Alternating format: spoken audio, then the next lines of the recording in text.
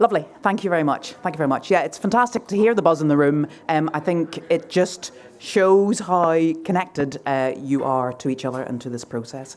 I hope you enjoyed Friday evening and the evidence given to us from Phil and Kayla, and that it was helpful, some building blocks in taking us forward today and tomorrow. I believe some of you had a very good sleep. Can I just pass on my apologies to others who did not? There was a Christmas party in here yesterday, or a wedding, maybe both, a Christmas wedding party. So apologies to anybody who was disturbed by that. You will be very pleased to hear that for the rest of the weekend and for the rest of our... Oh, you can't hear, sorry. Is that better? Okay, so I was just apologising to anybody who didn't get a good night's sleep last night. There was a party in this room that maybe was slightly noisy in the hotel. That will not happen this evening or the weekends ahead of us, because we kind of now own this room. So unless we decide to have a party, you shouldn't be disturbed. There's an idea for the last weekend. Okay, so in a few minutes, what I'm going to do is I'm going to hand over to Kelly, who will be the lead facilitator today, to explain in detail how the day will run. But I just wanted to go through a little bit of housekeeping and some reflections on weekend one, and a few words about this weekend before we do that.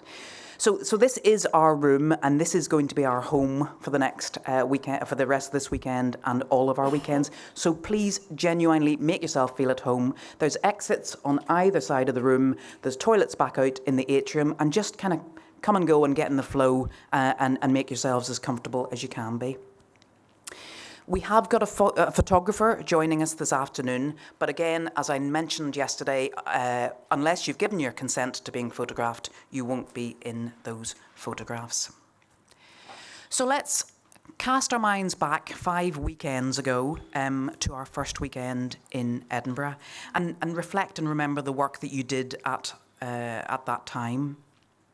You looked at your hopes and your fears about what is special about Scotland, and we built a kind of word cloud, if you recall, about the country that you're seeking to build. And we heard evidence on the Constitution, and we heard quite a lot of evidence about the country in the way it is today, the facts and the figures about our Scotland today. And then, of course, we went to the castle, which I think was quite a momentous occasion, certainly for me, and I hope for yourselves as well. Officially, Mike Russell, MSP, handed the task over to us, and we were joined by Louise Caldwell from the Irish Assembly, who spoke again about her experiences. And I think the evening was rounded off in a very fitting fashion by Jackie Kay, our Scottish poet, the Macker, who shared 2 poems with us. And all of the outputs and all of the work that you did during that first weekend are on the website. I don't know if you've had an opportunity to have a look at that, but all of the work is listed there, along with the glossary of terms. And we've managed to answer 2/3 of the questions on the Constitution that you brought to our expert at that time.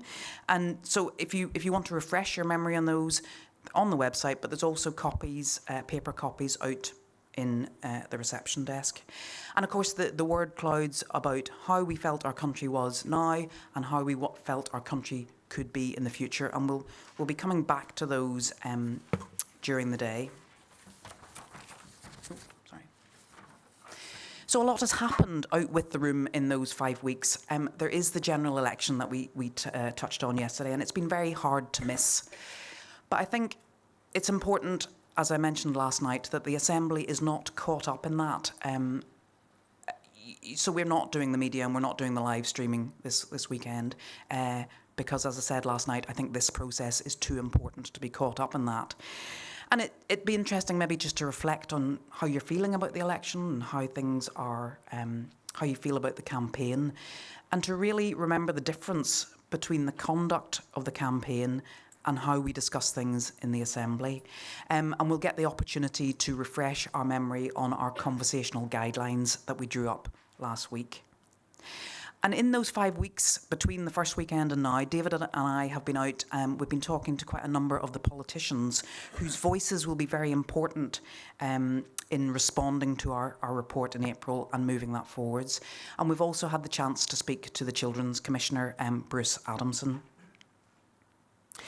I want to give my thanks to the research team for the data briefing on last weekend. I think this is one of the really interesting points of this process, is that we've got a research team who are able to feed back live information to us each weekend. So we're learning as we go, as well as learning at the end. There's always things to learn. I mean, continual improvement is what we're striving for. But overall, 96% of you agreed or strongly agreed that the Citizens' Assembly is something that you wanted to continue as. And I think it's obvious in the room. I think, the turnout is phenomenal again. And I think that's a testament to yourselves and also to the team for putting the Assembly together so well. And all of the data that was gathered is on the website as well, so you can kind of look at it then in your leisure and reflect on it. And there's also some copies at the Assembly desk as well. So, as for this weekend, a lot of work and thinking has gone into the agenda, and you'll have got the email, as I said yesterday, from David and I, kind of explaining the building blocks through the days. You've also got an agenda in your packs, and again, there's some spare copies at the Secretariat desk. So most of this weekend will be you, Assembly members, sharing your thoughts, listening to each other, and coming to some conclusions. And we've got 3 evidence sessions today. This morning, we're hearing from George Bangham from the Resolution Foundation. 2 presentations from George. What makes a good life, focusing on evidence around happiness and well-being, and how wider quality of life informs decision-making and how we measure what makes a good country. And by coincidence, today at the Scottish Parliament, the Young People's Festival of Politics is going on, and they're having a session chaired by the Scottish Youth Parliament, considering happiness as well. It'll be quite interesting to maybe reflect on their opinions about happiness and our opinions about happiness. And it seems to be clearly the secret that everyone knows the answer to, and so maybe we'll be able to help with that. So after lunch, Elke Hines from the Edinburgh University is going to be looking at values. What makes a good country? Elke will talk about what values are and what role they play in determining how people live their lives and how organisations act, and the type of policies a government puts in place. So I hope you can see that there's a thread going from the personal to the community to the government to the country. We'll be working through that today. So the evidence that Elke will be giving us is different to usual facts and figures. It should give you a different perspective to how we talk about the country and about political issues, and maybe bring in some challenging ideas. And it will complement the evidence that you covered in weekend 1, and also yesterday evening about how we receive evidence. So there'll be lots of time to think and talk about these presentations and reflect on what you've learnt, what surprises you, and what is very important to you in what you hear. And then the rest of the weekend will be for deliberation and decision making at the tables with the facilitators. So you'll reflect on the weekend 1 outputs.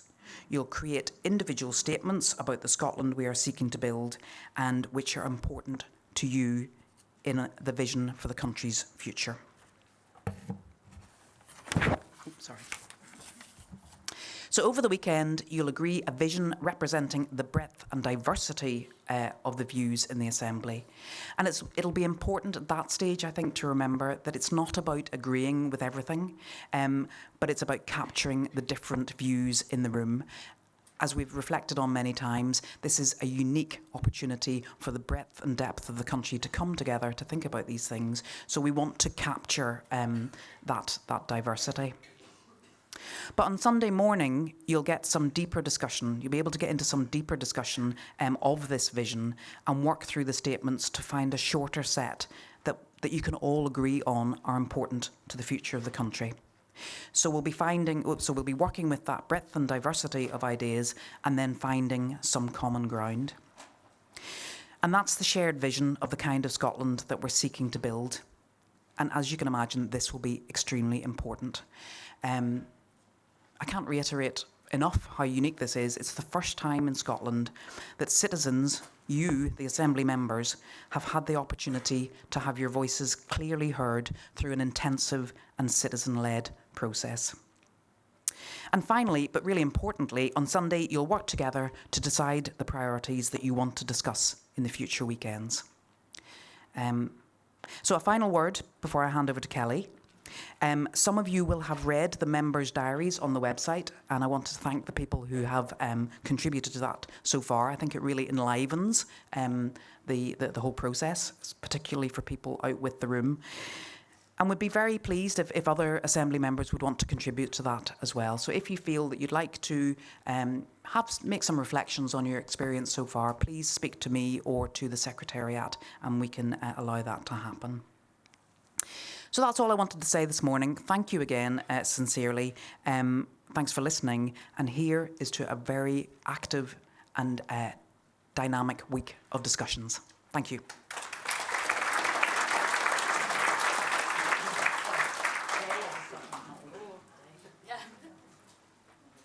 Be a week of discussions, because I'm sure you'll continue conversations outside this room, I would hope. But we certainly have a very exciting, I think, and packed agenda of learning and discussion and deliberation this weekend. So I really hope that you can get stuck in and that you really, really enjoy it. So the first thing I want to do is just to introduce a few other people that are in the room. And then I'm going to remind everyone of the conversation guidelines that you generated last time, and you should have access to a printed copy of that on your tables. But yes, I'm just going to do some introductions. I'm going to ask the people to wave when I mention who they are. So in the room with us today, there are, of course, all our wonderful members, and you are the most important part of this process, absolutely. And we have our team of table facilitators that are here too, and the wonderful support team that we have supporting them. Could I get the support team for this facilitation team to just give us a wave? They're over there in the corner. You may remember Anthony, for sure, who was up here last time. We also, of course, have our secretariat in the room. I see a lot of them over there. Would you mind giving a wave? There's quite a few of them, all over the place. And we also, as we will have every weekend, have some observers in the room. So they are people that are coming just to watch the process. They're not here to take part in it, but they will be hanging around, and you can have some conversations with them in the break, but they are here to listen and observe. Could you give us a wave, please, observers in the room? I believe you're over there, but I can't see through the pillar, unfortunately. And we will also have, throughout the process, a few members of the media joining us, and we'll also have the people that are recording the sessions or live streaming the sessions. So, of course, this session is being recorded, but the remainder, assuming there aren't any other general elections, will be live streamed. So can I please get the media team and also the sound team to give a wave? There we are. Brilliant. And we will, of course, this weekend also have two other speakers that will be joining us. I won't ask them to wave just now because they will be introducing themselves to you, which will be Elka and George. And then finally, we also have our research team. Are the research team in the room right now? There they are, just over there. And you're going to hear from a member of the research team in just a moment. That's everyone in the room. Okay. So I'm now just going to recap the conversation guidelines that you generated last time. I haven't put them on a slide because there are 21 of them and it looks like a bit of a mess, but you do have access to some printed copies at your table. And I'm just going to take a moment. This might be for you just a moment to listen and reflect on what I'm saying, but I'm going to read out the 21 conversation guidelines, which are quite short, just for the next 3 or 4 minutes. So good time to reflect, and hopefully this will set us up well for the dialogue and deliberation that's going to come through the rest of the weekend. Okay, so the conversation guidelines that were generated, and they have been published now as well, I should say, on the Citizens Assembly website, are as follows. 1 person speaking at a time, actively listen to each other, give everyone time to talk, be open to changing your mind, share airtime, don't grandstand, respect the privacy of other members and their stories and keep things confidential, avoid jargon and explain if needed, ask questions. There's no such thing as a stupid question. Don't judge others or make assumptions about their views. Be mindful of your language and body language during the discussions. Use plain language and be aware that English might not be everyone's first language. Respect and value different opinions. Take risks in the conversations, even if it is scary. Be honest, and this should be a safe space to share honest opinions.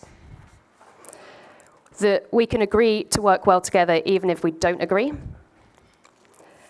Get to the point, don't just talk for too long for the sake of it. Be kind and supportive of each other.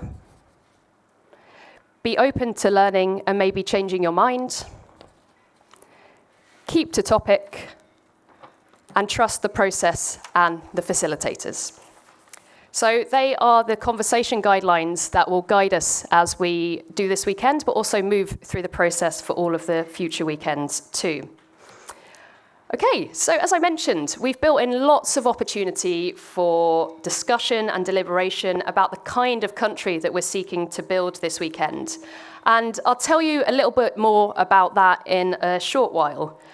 But before we do that, and just a flag to the research team that I'm going to call up Oliver in a second, we're going to complete a research task. And I'm aware that you did the research task last weekend. This is something we'll be continuing throughout the process.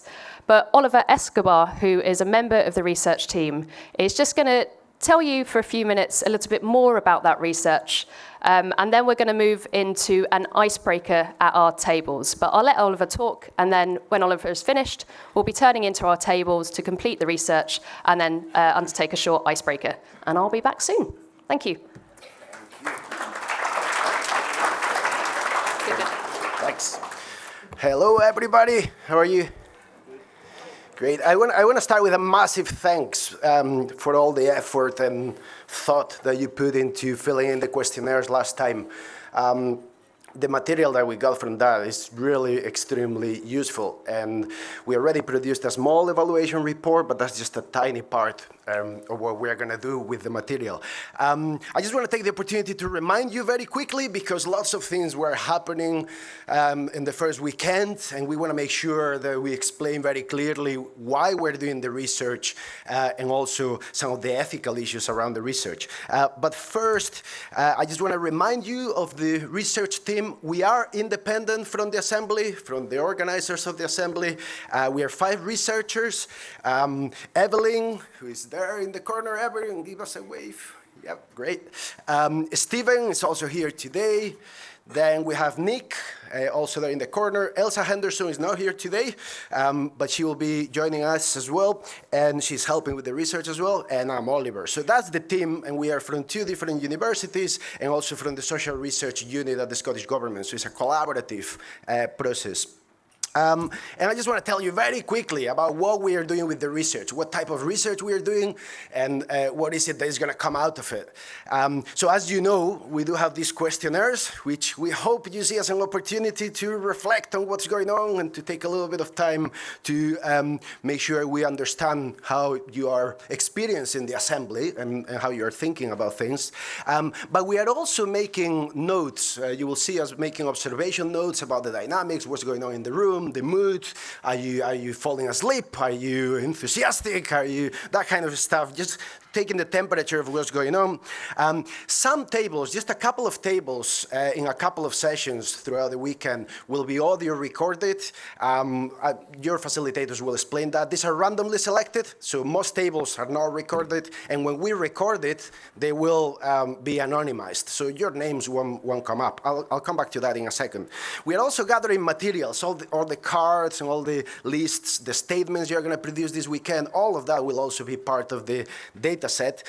But we are also looking at what's going on outside the Assembly. So we're going to keep an eye on the media, social media, as well as traditional media, see how people are telling the story of the Assembly, telling the story of what's happening throughout the process. We are also going to be conducting a population survey to see how the rest of the Scottish public feels about the Assembly and relates to the Assembly, the issues discussed at the Assembly, and to what extent they trust this process and how they relate to it. And at some point, we will also conduct a number of interviews with organizers, but also with other key figures that are going to help us to understand how the impact of the Assembly beyond the Assembly itself. So journalists, politicians, perhaps.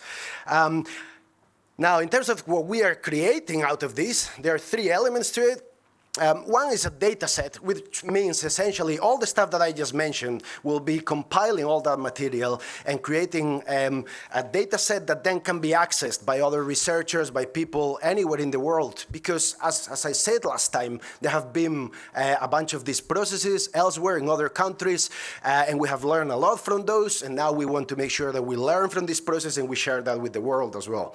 And then we'll have a bunch of publications, the evaluation reports, which we are feeding into the organizers between the weekends so that learning can feed into the next session. But also, as you would expect, there will be a final report, a research report, as well as a bunch of academic publications. And finally, I just want to remind you that you have been very generous, but if for whatever reason you don't want to participate in the research anymore, just let us know. Some people already let us know, and we will, of course, respect those wishes. This is voluntary. It's based on informed consent. You might remember you filled in that informed consent form last time, but if you want to revisit it or chat to us, please come to the research corner, the fun corner right there at the front of the room. And finally, as I said before, your identity will remain anonymous on anything that we produced. So you might be wondering, okay, if I'm going to be anonymous, how come there is an ID code that I need to fill in when I write the questionnaire? That's for a very simple reason. We want to track how your experience evolves throughout the process. And this is the only way we can know whether you are going and thinking and feeling in a particular way at a particular time and how those feelings and thoughts evolve over time. That's why there is an ID. But the list of names is in a separate kind of file, and it will be destroyed. So eventually, the data set will not have your names in it, just anonymous identifiers. I hope that's clear enough, but if you got some concerns about anonymity, please do ask us. So I just want to thank you again for what you did, and I really hope that you will help us again. We're now going to give you, I think it's 15 minutes to fill in the first questionnaire of the weekend. There are going to be two, because you feel in a particular way now, and you might feel in a particular way by tomorrow afternoon. So there will be two questionnaires to track that. Your facilitators got the copies of the questionnaires. Please make sure you give each other a little bit of elbow room. No cheating. There's no right or wrong answers, so don't look around. There's no point. And please do answer honestly. Be brutally honest about every single question. And thank you for helping us again.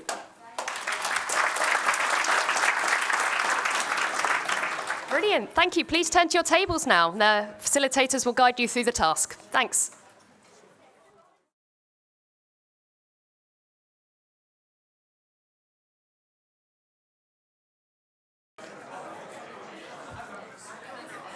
Hi, could I bring everyone back to plenary, please?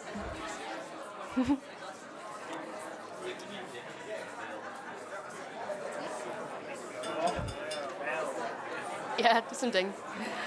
Hi, everyone. So, I'm going to move on to talking about what we're doing this weekend. So you should have received in advance of the event a copy of an outline agenda. And you may have noted from that we are planning to building lots of opportunity, as I mentioned previously, for some discussion and deliberation over the course of the weekend. So really what this weekend is all about, it's just up here. It's how to engage with evidence by exploring the different kinds of evidence available and how to think critically about these sources. And you remember some of the presentations that we heard last night. That's very much connected to that point too. We're also going to hear presentations on what leads to a good life and a good society and how values influence the kind of nation we wish to be. And that's where George and Elke will come and speak to you for a little while today. We're also going to be preparing an answer to the first question in the assembly remit. And if you remember, there are 3 questions there. But the first question is, what kind of country are we seeking to build? So that's very much the focus of this weekend. And we're also going to be agreeing topics for exploration in future meetings of the Assembly here. So what we're doing here, we're really setting the course for what it is that comes next. And we're doing that in order to begin to answer the questions that are also in the remit. So that's vaguely what we're doing this weekend. But in a little more detail, we are here, of course, both today and tomorrow. We've already been warmly welcomed by the convener and had a brief introduction there. And you've just done some reflection on what came out of weekend one. And in a moment, we are going to revisit some of the word clouds that you produced in the first weekend and have a discussion around them. So that's to come in a moment after I finish speaking. And then we're moving in to the evidence and discussion sessions. And as I mentioned, today they're on what makes for a good life and what makes for a good country, and how can values shape the country we are and the country we want to be. And then after that, we're moving into that deliberation and decision-making around what kind of country we're seeking to build. And you may remember that Kate, in the opening remarks, mentioned something about the creation of statements. And when we get to that point, I'll tell you in a little more detail about how that process is going to work. And then tomorrow, so that process will run into tomorrow, we'll be continuing deliberation, we'll be continuing talking about the kind of country we're seeking to build. And then we'll be moving on to setting those priorities for future work over the rest of the weekends. And of course, very importantly, we'll be closing, and for those that are heading to lunch, there will be lunch available, but otherwise we'll be departing until next time. So the agenda for today, and tomorrow I will go through the agenda for tomorrow, is, well, we started. We were hopefully all here at 9 o'clock, and we've kicked off. You've completed your research questionnaire and just started that process of reflection, and we've revisited the conversation guidelines. Next, we'll be moving into evidence and discussion, so that includes a review of some of the word clouds that came out, and then those two sessions with our presenters today. There will be breaks built both into the morning and the afternoon of today. So you will be getting a break and, of course, be able to go out and get some teas and coffees or some air if you need that. And we're aiming to break for lunch at 12:45. And then when we come back from lunch, we're going to continue some of that evidence and discussion, but we'll be moving on to the session around values and how they shape the country we are and the country we want to be. And then we're moving into the really substantive task of the weekend, which is around creating a series of statements of the kind of country we're seeking to build, and then going through a process to come up with some priorities for discussion at future weekends, which will run into tomorrow. So it won't be completed today, it will run into tomorrow. And then we're aiming to finish at 5:30 today, so 5:30, where we'll just have brief thanks and closing comments from the conveners. And then you have some free time until dinner at 7 o'clock tonight. But there are no particular facilitated activities this evening, so it will be a case of just having dinner and hopefully a really lovely time. Okay, so that is briefly what we're doing this weekend. And to begin the process now of finding some common ground on the kind of country that we're seeking to build, we're going to reconnect and reflect on one of the outputs from the first weekend, which was those word clouds that we have. So this session really is about reflection, and it's about remembering what it was that we did last time. So on your tables, and your table facilitators will probably get these out now, you're going to find a copy of the word cloud that you created last time. So hopefully you remember that process that created a word cloud. And you have a copy of the original version that came up on the screen, and your table facilitator will let you know what some of the words that came up in that word cloud are as you're discussing. But you're also going to find something new. But it's not entirely new, because what that other word cloud is, there's two word clouds, is actually just a consolidated version of what it was you created the first time. So you may have noticed that actually in that first word cloud that you created, that a few basically the same kinds of words and comments came out, but worded slightly differently. all that consolidated word cloud is bringing together those comments that were the same.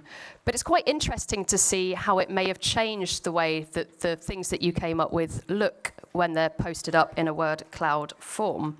So it basically just presents the information in a slightly different way, and it's just interesting to see how a process of grouping, so grouping things that are the same or incredibly similar, presents information in a different way. And again, you might want to reflect on some of the presentations that you heard last night as you're just thinking about the content there. And so I'd just basically like you to spend a few minutes on your table, and your table facilitators can guide this, just reflecting on the content of those word clouds. And then we'll just move into a brief discussion on our tables about that. So yeah, take it away, and I'll be back in a mo. Thank you. Okay, everyone. I hope you found that a really interesting discussion. So just so you know how we're kind of dealing with some outputs from this assembly process. So the word clouds that you created in the first weekend, we have actually only shown you one of them. You did create 2 word clouds. The other one, if you remember, was what's special about Scotland. So that hasn't come back today. But all of those word clouds that you produced, those 2 word clouds, they have been included in the event report, which has been published and is accessible for both everyone in this room, but others out with the room to refer to, so they have that reflection of what came out of each weekend. And we introduced a new thing just there, which was that consolidated word cloud. So just to clarify, it was interesting hearing some of the questions that came up. It's not a case that we took the word cloud that you produced and added new words.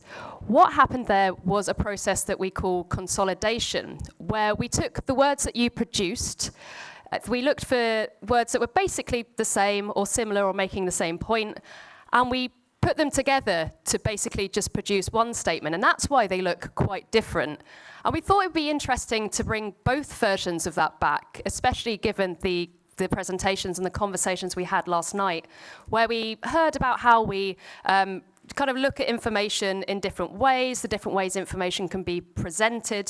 So we thought it'd be interesting to explore that in a discussion, but with something tangible on the table that also connected to something that you'd brought out.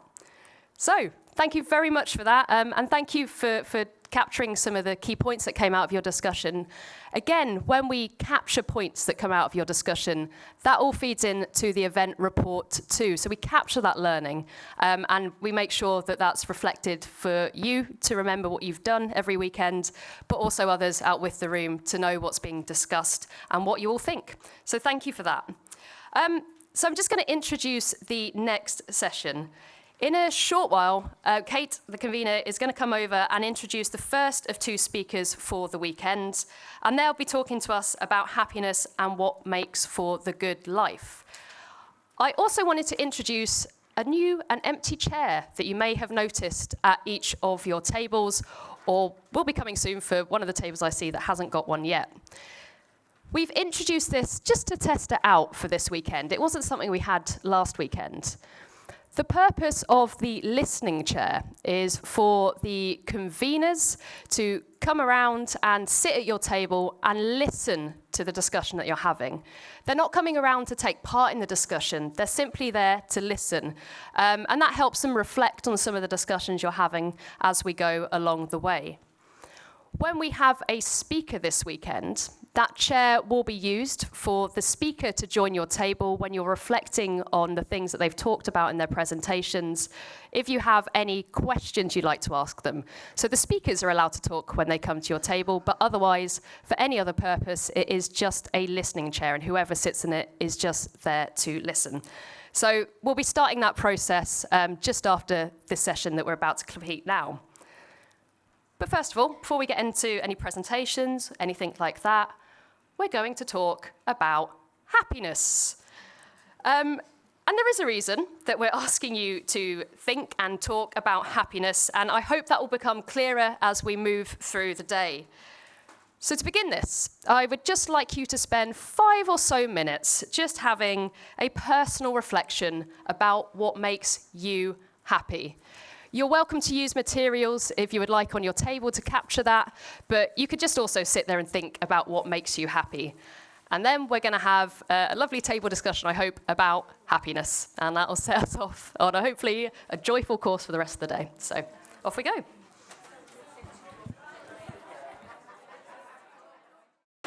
Okay, can I bring everyone back together now, please? Seems like there's loads to talk about happiness, which is lovely, really. Good stuff. Thank you very much, thank you. So I hope you enjoyed that discussion, and as I said before, hopefully it'll become clearer why we've had that discussion as we move throughout the weekend.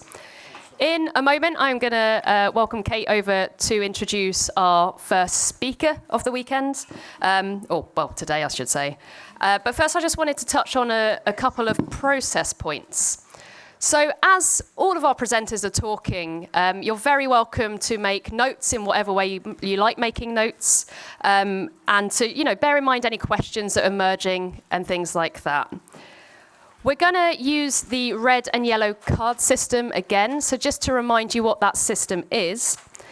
If you raise a yellow card during any of the presentations, that means that you're asking the presenter to slow down. They may be talking a little bit too quickly. And I also don't mind if you do it for me either. So please do if I do that throughout the weekend. You also have a red card, and that red card means that you want the speaker to repeat or to clarify something that they've just said. And they might be mindful that actually maybe they need to explain it in a slightly different way to how they originally explained it to. So that's how the card system worked.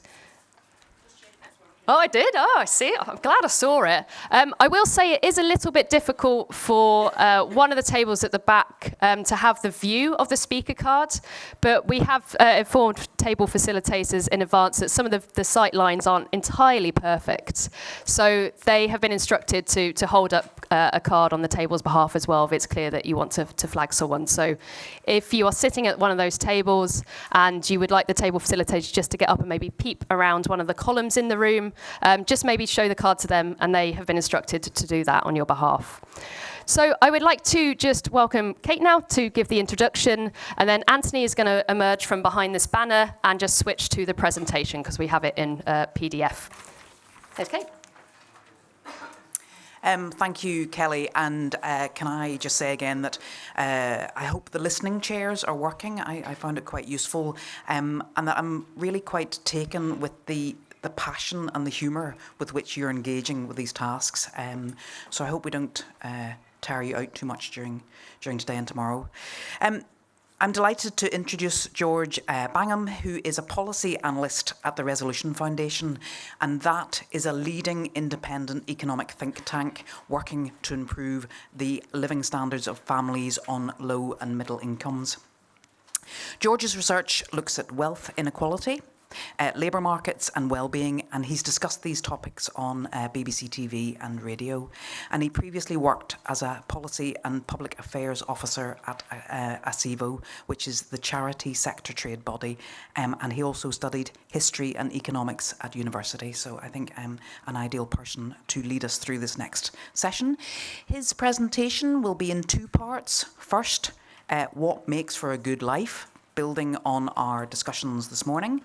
And that's going to focus on the statistical evidence on individual happiness and well-being. So I think you'll find a lot of statistical information that you'll be able to reflect upon your own thoughts on your personal happiness. And second, the discussion will be about good life beyond happiness and into other aspects of well-being. The two are obviously inextricably linked, but are quite different. And it's considering how wider quality of life informs decision making and the importance on how we measure what makes a good country. So I'm sure you'll find this informative, and it will also maybe flesh out some of the emotional aspects that you've been thinking about this morning. So George, thanks very much.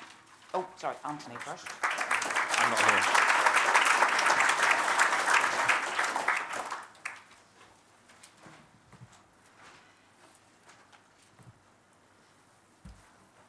Brilliant. Good morning, everyone. It's lovely to be up here. I've travelled overnight on the Caledonian Sleeper, and I'm glad that it arrived. And I've come from London, where I work at the Resolution Foundation. So as Kate explained, we're a think tank that works on economic policy. So we work on things like trying to raise pay, trying to improve job quality, and some of the higher profile things that we're involved with also are things like calculating the real living wage, so the higher one that's higher than what the government calls a living wage. So some of you might have come across that. But I'm here today to talk about well-being and happiness. And I guess what I'm going to start with is just an explanation to say that some of what I'm talking about might seem quite obvious. You might think, why do you need someone to travel over to tell us all of this? But my kind of plea to you is bear with me and just trust, I suppose, to start with, that this is based on quite a lot of statistical analysis. We basically, what I'm presenting in this first session is based on a household survey, which is done by the Office for National Statistics every year, and they ask 320,000 people across the country about a whole range of things, including well-being. So that's what, these might be pretty pictures, but there is some kind of actual analysis underlying them, so just to reassure you. Anyway, let's get going. So what I'm talking about in this first talk is just personal well-being. So individual people, I'm calling it happiness, but let's just say well-being in general for the time being. And we're talking about some of the individual characteristics about individual people which are associated with them having higher personal well-being. So that's kind of the way into this topic. And then in the second talk, after we've had time for some discussion, we'll sort of broaden out and look at more at societal well-being. So what happens when we also come together? But first of all, let's think about some individual characteristics associated with personal, higher personal well-being. The first group, so that's our question, big question mark. The first group of characteristics are things which are not typically things that policymakers can have too much influence over. So these are just individual characteristics which are associated with people's well-being in the statistics. So let's take them one by one. I promise you there are not going to be very many charts, but this is one of them. So this is looking at the influence of age. So the basic story here in this chart is that as you move from left to right, that's over the course of someone's adult lifetime. And you can see that the line is high on the left-hand side. So that tells you that teenagers tend to have quite high life satisfaction. And then life satisfaction slowly goes down, basically, during people's early working lives. I don't want to be too pessimistic. You can guess maybe where I am on this chart. And then it reaches a low point in people's early 50s. And then at that point, it sort of turns a corner and people's life satisfaction on average starts going up. And as they get closer to retirement age, and then reaches a lifetime peak in around the age of 70. The way that the Sun newspaper wrote this up for some research that I did earlier in the year was to pick out some people who are at the low point in their early 50s. So their headline was, if you want to be happy, don't be two men of the age, at that age, and they chose David Cameron and Gordon Ramsay. So that was that's a bit of life advice here. Okay, on to the next. So that's the summary here. Teenagers and 70-year-olds tend to have higher personal well-being. People in their early 50s, the lowest. On to sex. This one might surprise you, but even after you take into account lots of other personal characteristics, women tend to report higher personal well-being than men do. Next, relationships. This is probably into the realms of the obvious, but might surprise you. The statistics show that, accounting for lots of other things, people who are who report themselves as being married or in a civil partnership tend to have higher personal well-being than people who say that they are single. And then lastly, a bit about geography. Again, this is not something that policy can immediately affect, but there is quite a lot of variation around the UK and within Scotland about with people's personal well-being. So if you just compare this by region, Northern Ireland is consistently not only the highest, but also the highest improving region for personal well-being. But of course, you all want to, I guess, maybe look at how this varies around Scotland itself. So this, I really apologise, this is quite small because there's quite a lot of local authorities in Scotland, but this is average life satisfaction in the most recent data in each local authority in Scotland. I'll just pick out some quick patterns. I'm sorry. Yes, I'm going to read it out. I don't expect that it's very clear to read, so I will explain. So the highest life satisfaction on average tends to be in the Highlands and Islands. So the Orkney Islands are way ahead, up at the top. My Scottish geography is not as good as yours, so I'm not going to go through every single one of these. But maybe if we just look down towards the bottom, the lowest average well-being life satisfaction is in Glasgow City, so not too far from here, and other local authorities towards the lower end are West Lothian, West Dunbartonshire, Fife and Stirling, so we'll just stick to those 5 for the time being. But the key thing here is that perhaps surprisingly, people's self-reported life satisfaction does vary quite significantly depending on where they live, and bear in mind that this is true even after you control for things like average age or average income in different local authorities. Okay, so those are the individual characteristics that policymakers can't necessarily affect. The ones which I, as an economic analyst, think about more are the ones that policy can do something to impact. So here we go. We're going to take 4 of those in turn. So the first factor, this is actually the single most significant predictor of an individual's personal well-being, and it's how they report their health as being. So someone who reports higher health individually is very, very likely to have quite high personal well-being as well. Maybe not that surprising, but this is true even after you control for, or take into account lots of other factors. Now the next one is income, perhaps even more obvious, you might say. Higher household income, we're talking about here, is associated with individuals having higher personal well-being. But it's not as simple as just a straight line relationship. It turns out that the returns from higher income diminish as someone's income goes up. So so we're going to get onto this in more detail later on. But if you just had £1,000 and you were going to give that to somebody, it would do more to raise the well-being of somebody with a household income of, say, £10,000 than it would to raise the well-being of someone with a high household income of, say, £50,000. So we'll get onto the implications of that later, but I hope that that is clear for the time being. One more thing, work status is quite significantly associated with personal well-being again. So the economic work status that reports highest well-being is people who are retired. That's followed by people who are self-employed, followed by people who are employed, followed by people who are unemployed. So that might be what you expected, I don't know, and this is true even if you take into account people's incomes. So self-employed people maybe value autonomy or other things. It's also worth noting that job quality matters quite a lot. So people say that they're unhappy, say with their working hours or something like that. That tends to be associated with lower personal well-being as well. Last of these economic factors is housing tenure. So that's the type of whether people are owners or renters. So the basic story is that homeowners tend to be happier than renters, or they have higher life satisfaction. And that's true even if you take into account the different characteristics on average of someone who owns a home versus someone who rents. And this is also true when you take into account income. So that kind of suggests that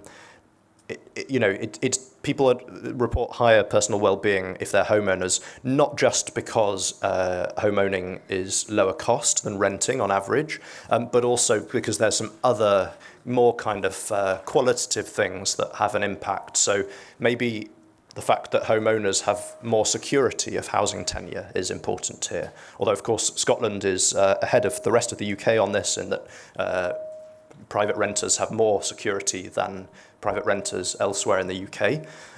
But anyway, this suggests that for a policymaker, that making sure people feel that they're not going to be moved out of their home by a landlord or something is really important for their personal well-being as well.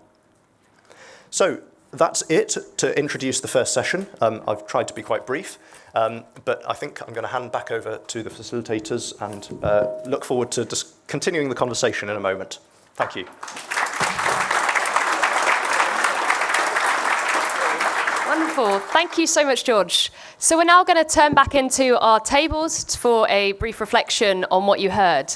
Don't forget that you can flag George to come to your table. If you have any questions that have come up, you're very welcome to ask those questions. Please do be mindful that there are 14 tables and one George, so please do share him as evenly as possible. But just to flag George, you can raise the blue card on your table that the table facilitator has, and we'll be back in a little while. Thanks. Yeah, can you do it? I mean, I know how to do it.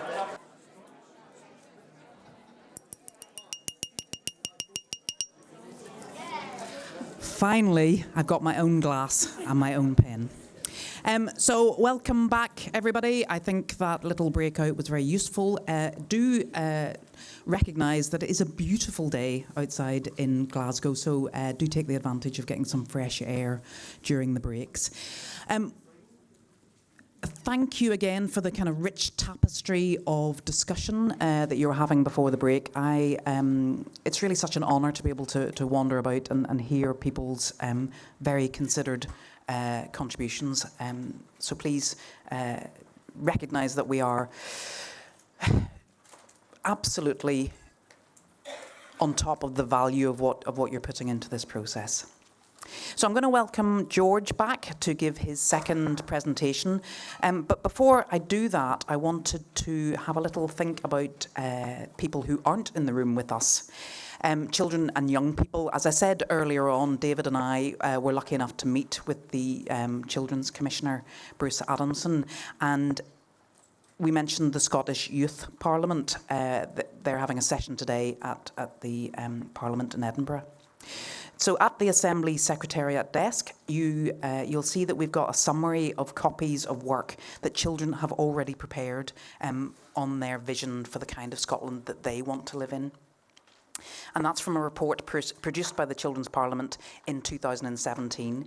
So again, I think it could be very interesting for you to reflect on their thoughts and to maybe have a look at what they've come up with. And if you want to see the full report, it can be accessed via the members area on the Citizens Assembly website.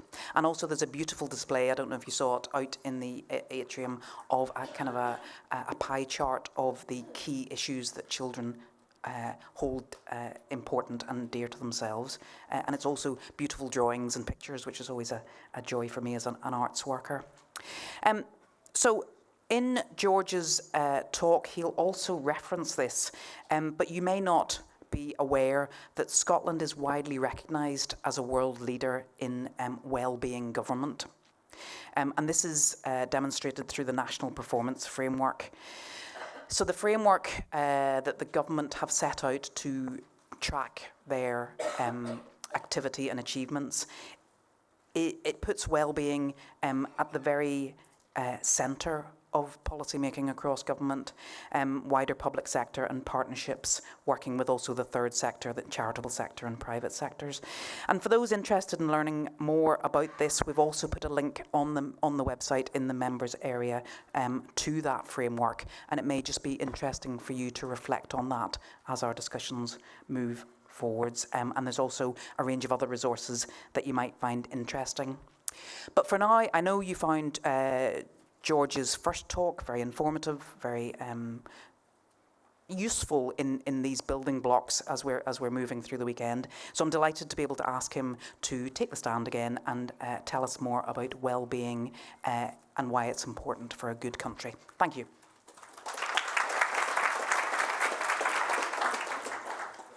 Thank you, Kate. Hello again, everyone. So I really enjoyed the discussions that we had on the tables after the first talk, and those were all obviously about personal well-being. So that's one side of this, but the idea of the second part of this session is to take a step back a little from personal well-being and ask more about the well-being of a whole society. How do we start to define that and if we do define it, how do we try and measure it? And this fits into just a broader approach to kind of quality of life as being something that governments ought to be directly trying to, and countries ought to be directly trying to improve. And I guess the underlying argument that I'm assuming is that if we are trying to improve something like that, we want a way to try and measure it. So obviously that's like key to all of this. So I'm going to start actually with some history, just on how policymakers in the last 100 years, roughly, have measured the quality of life or society's well-being. And the short answer is that they've tended to do it using money. So many of you will probably have heard of the word GDP, gross domestic product. And my picture to illustrate that is a bit unexpected, maybe. It's a battleship from the Second World War.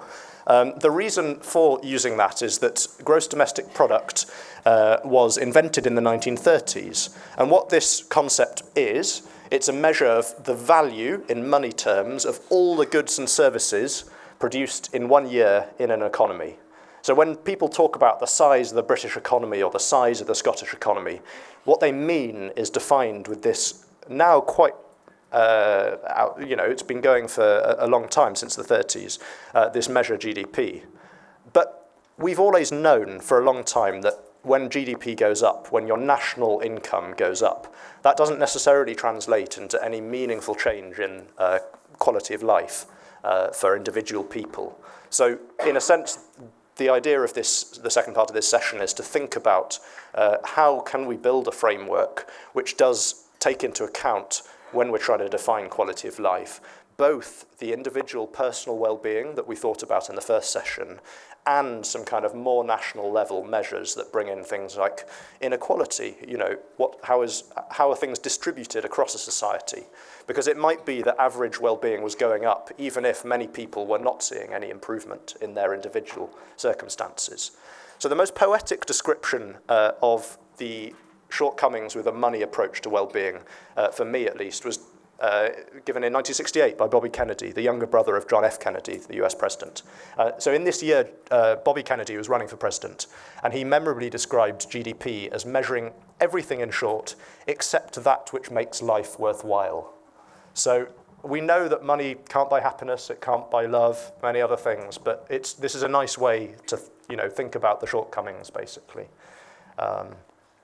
So we do have a different form of money measure. Now, I apologize, I love charts, so I couldn't resist having another one. But this is a graph which each bar represents a year, and the more recent years are towards the right-hand side.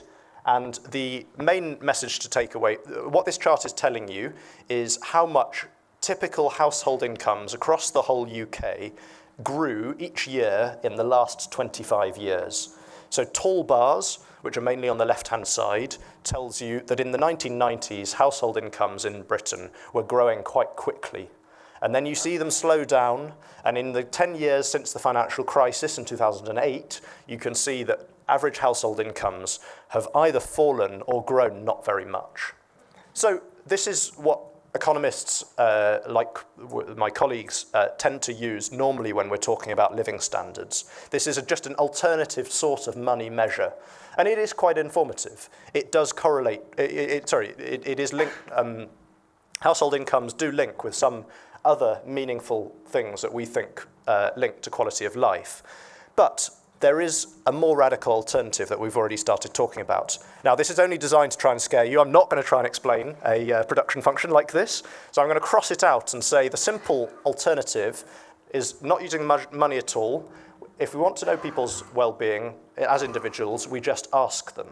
So now we're coming back to where we were just talking, what we were talking about in the first presentation.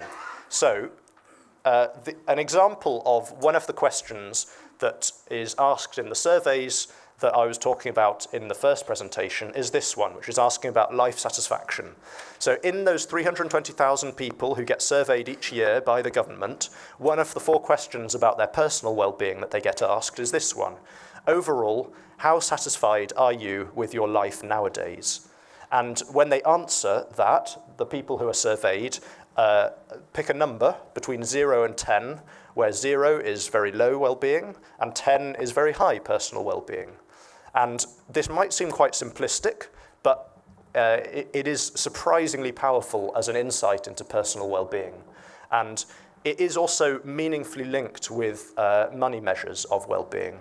So this is, I promised, the last chart, so please bear with me. This is telling us how two measures of personal well-being, the life satisfaction measure and the happiness measure, are linked with household incomes. So along the horizontal axis of this chart, you have household incomes running from 0 up to £100,000 a year.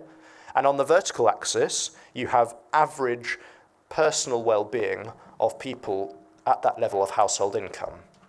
And so the basic take-home message is that you can see, as you move from the bottom left up towards the top right, well-being gets higher as household incomes get higher. So there is a link. So money is not completely unrelated to personal well-being, but it's not just a straightforward relationship that money will buy you all of the good things in life. We all know that in a sense, but it's good to kind of see the stats as well.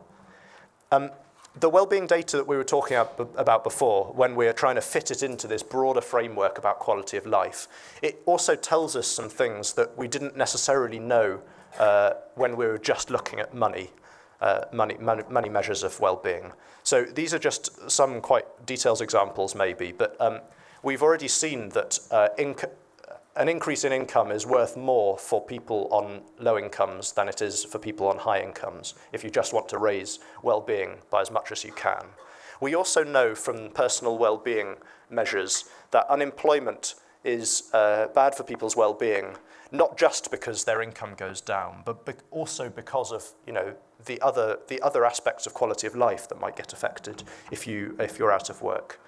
We also know that home ownership is good, not only because it tends to be lower cost, but also because it gives people a broader psychological sense of security.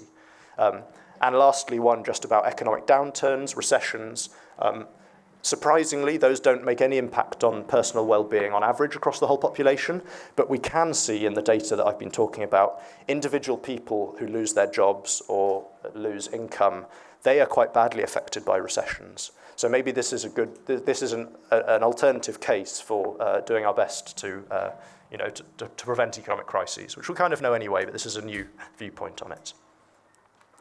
Okay, so we've kind of now had a look at the problems with money measures of well-being, and then we've also seen some of the new personal well-being measures which have been developed.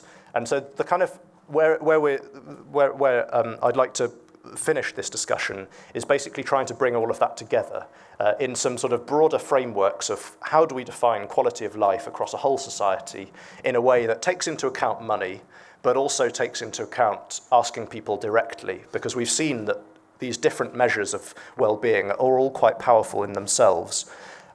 So for the rest of the presentation, I've basically got two frameworks which have been developed by governments and others to bring together all of these different measures of quality of life. And then I'm going to conclude just by asking you some questions, in a sense, as to what things should you be considering if you were trying to develop your own idea of what's a good life, and how could Scotland change the way that it measures that in the future. I'm also, as Kate said in her introduction, it's worth saying Scotland is one of the world leaders in this. So I'm conscious that I know much less than many people in Edinburgh around this country about this. So I'm just doing a sort of edited highlights of work which is done by many other hundreds of people. So one of the two frameworks which I'm going to introduce just briefly is one done by the OECD. So just to say what that organisation is, it's an association of 40 governments in the richest industrialised countries. So the British government is a member of it. And what the OECD does is it does research on how governments can work better. And so the governments pool their resources and then they produce publications which can then inform how those governments work. And the OECD has been a real pioneer in these kind of broad frameworks for how you define and measure quality of life, and then how you use those frameworks to try and improve the way that governments work.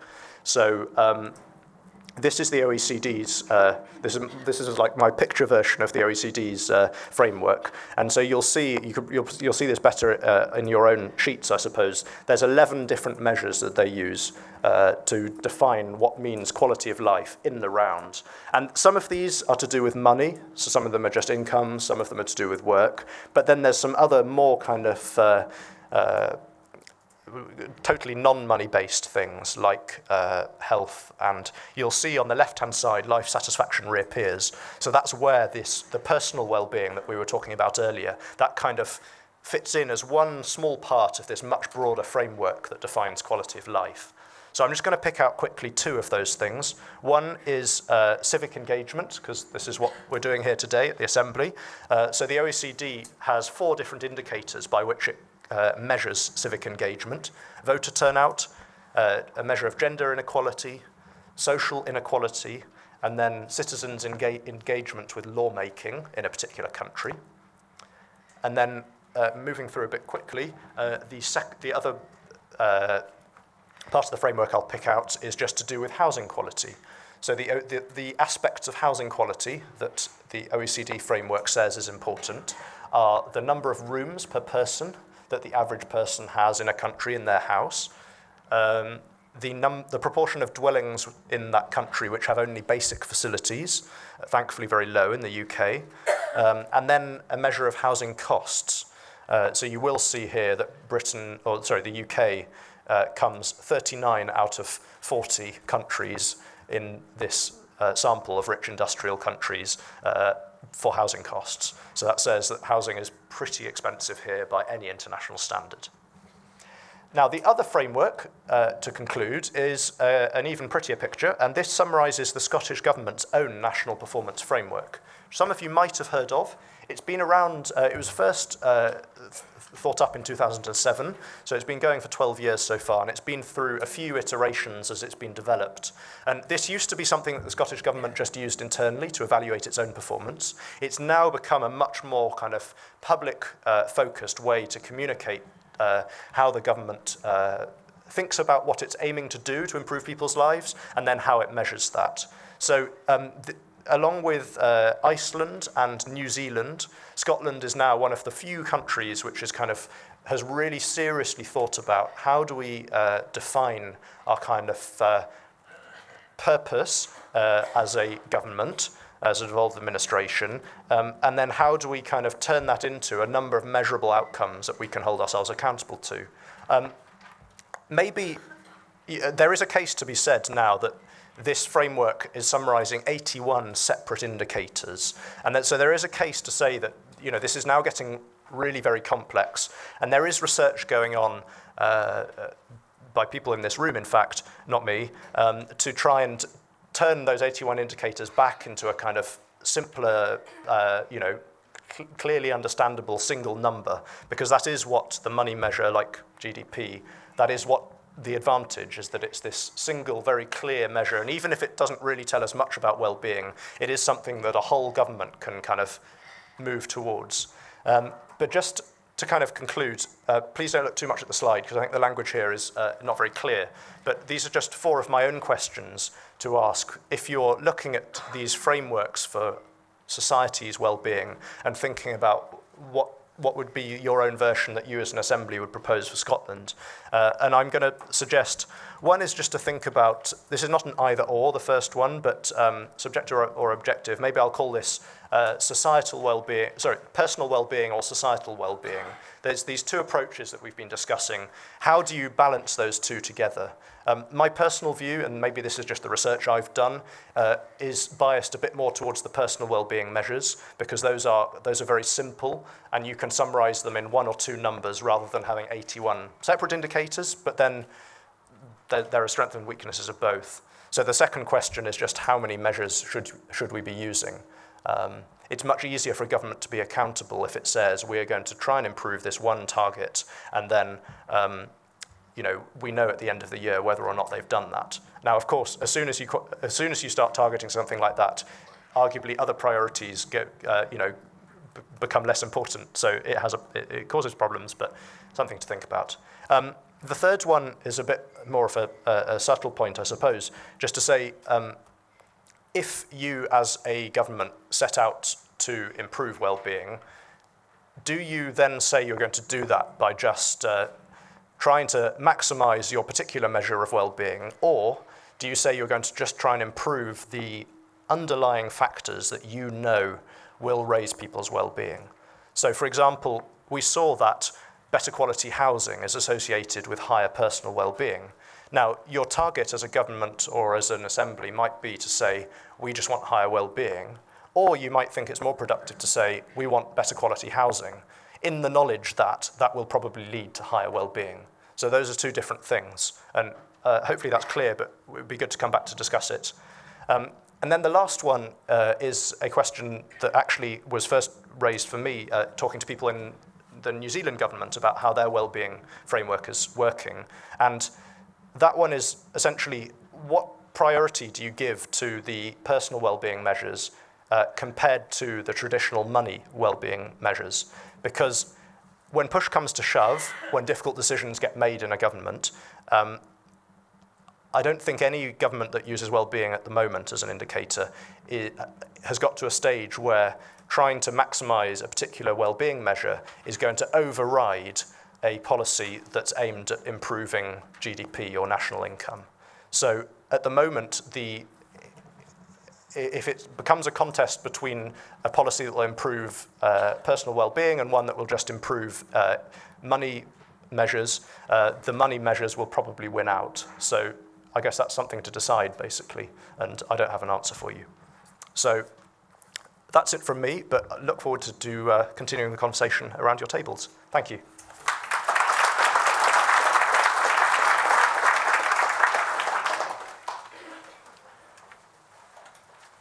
Wonderful. Thank you very much for that, George. So just like last time, we are going to turn into our tables now and reflect on that. We're going to reflect on what makes for the good life and for a good country. You can use the blue card again to get George to come over to your table. And then after this, we are going to do a little bit of room feedback from key points of your discussion. So please turn to your tables now. We'll be back soon. Thank you. Okay, everyone, can I please bring everyone back to the room? Back to the room, please. I have nothing to ding this time. Thank you, ding crew. Okay, so we're going to do a little bit of sharing in the room just now. So what's about to happen is myself, I have a mic, and Kayla over there, also with a mic. We're going to come to each of the tables in turn, and we are going to ask you to share with the room, using this microphone, one thing that you thought was important from your discussion. A little twist, you can't say the same thing that another table has said. I know. I hope you've got backups. And we'd like you to do that because we'd like to hear as many different views coming out in the room. So I'm going to start, if that's all right. I hope the mic is on, sound desk. All good? Table 8, coming to you.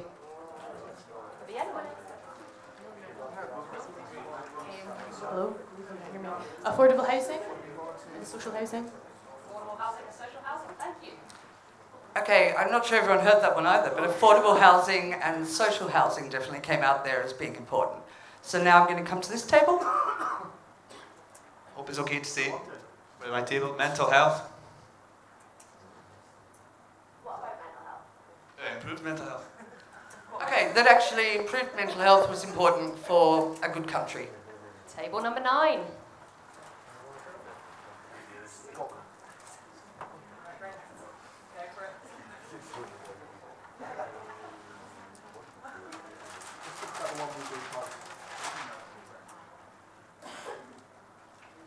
Yeah, not having working poor in society.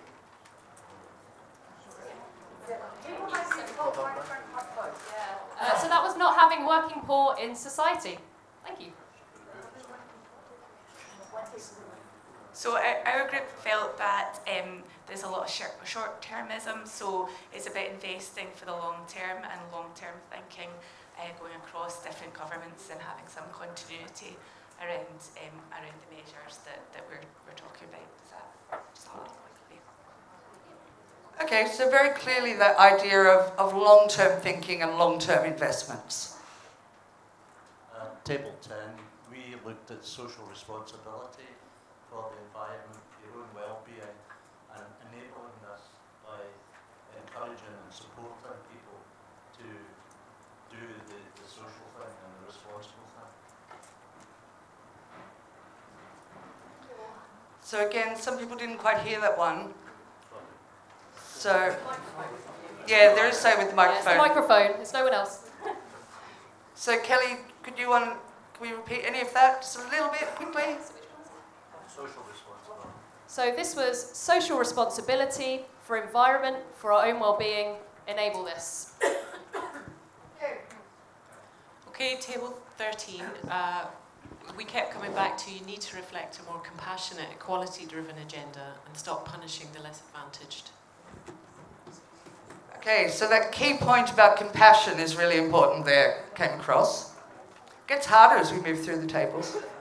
Table 4, you're up. Okay, table 4.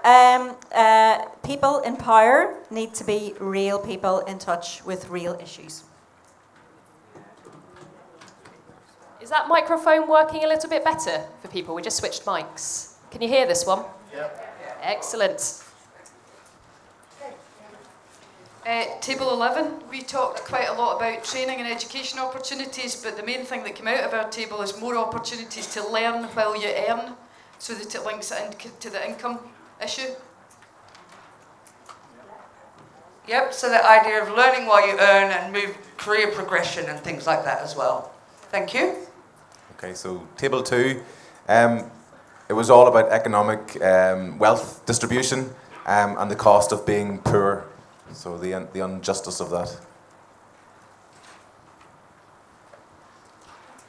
Okay, table 6, we talked about many of those issues, but the unique one we talked about was sort of transport as a right, because people need to be able to access transport, to be able to access the services they need for quality of life to take place, and that amongst other services had implications for public expenditure. And that transport idea being quite particular in sort of areas of Scotland, I would imagine, that came out. So over here at table 1, well, we talked about a lot of the issues that have been raised already, but maybe drawing them all together, we talked about how they're all interconnected and it's really hard to separate them. So the table was quite positive about the idea of looking at well-being as a whole and some of the frameworks that were presented. So we like that idea of recognizing the interconnection of everything. In table 7, we talked about the importance of education, jobs and housing, and how they're linked, and particularly how we don't have equal and fair access to education, which knocks onto jobs, which knocks onto housing. So we really need to break the cycle of unfairness. Thank you. Okay, well, I think most of the things that have been mentioned, we talked about as well. Going to draw attention, I guess, to just cohesive communities and caring communities with a focus on the well-being of everyone in the communities, particularly children and young people, and there being employment for youth, for young people, youth employment. And table 5, I think, is our last one, so you've got, see what we've got left.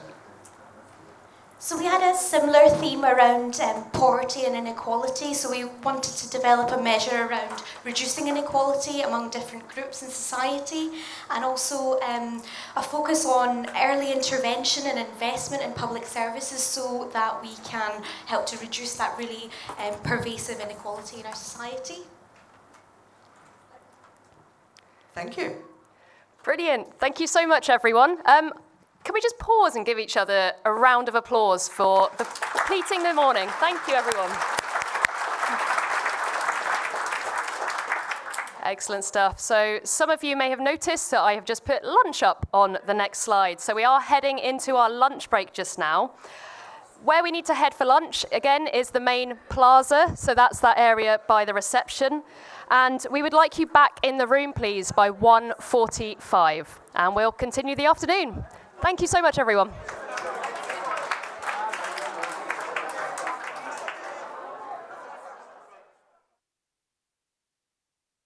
Hello again.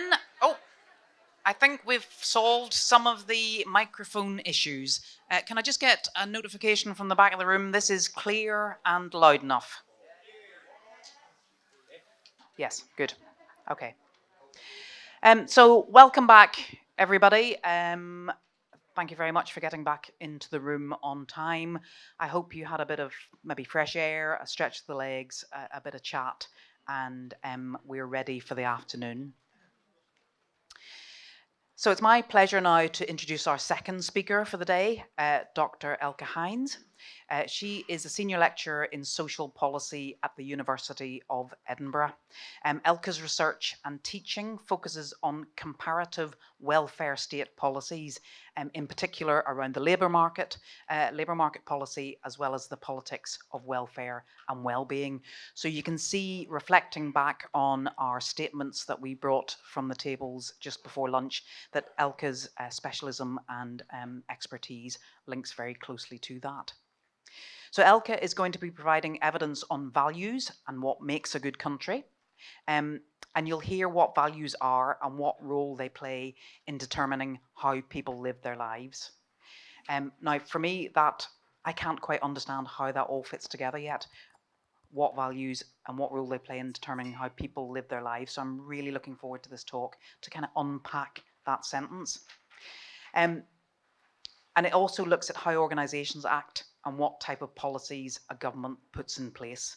So it's taking that, I hope, that golden thread from the personal to the group, to the community, to the government, to the country.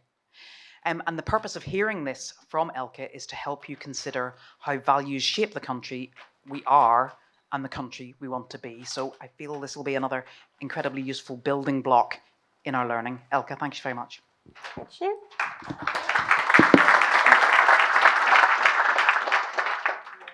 So thank you very much. So I'll talk about values as was described. So to start with, well, what are values actually? So values are very basic, fundamental beliefs we hold about the world. They shape our attitudes and they motivate us. So if we follow our values, that should make it really easy to make decisions. So they should determine what we deem as important and should somehow express what we deem as good, worthwhile, desirable. And they really should help us on a personal level to kind of guide our decisions and give us some kind of structure for conduct. Now, values are not really just anything very abstract. Values is also something that can be measured. And lots of philosophers, social psychologists, and so on have tried to theorize and have tried to measure values.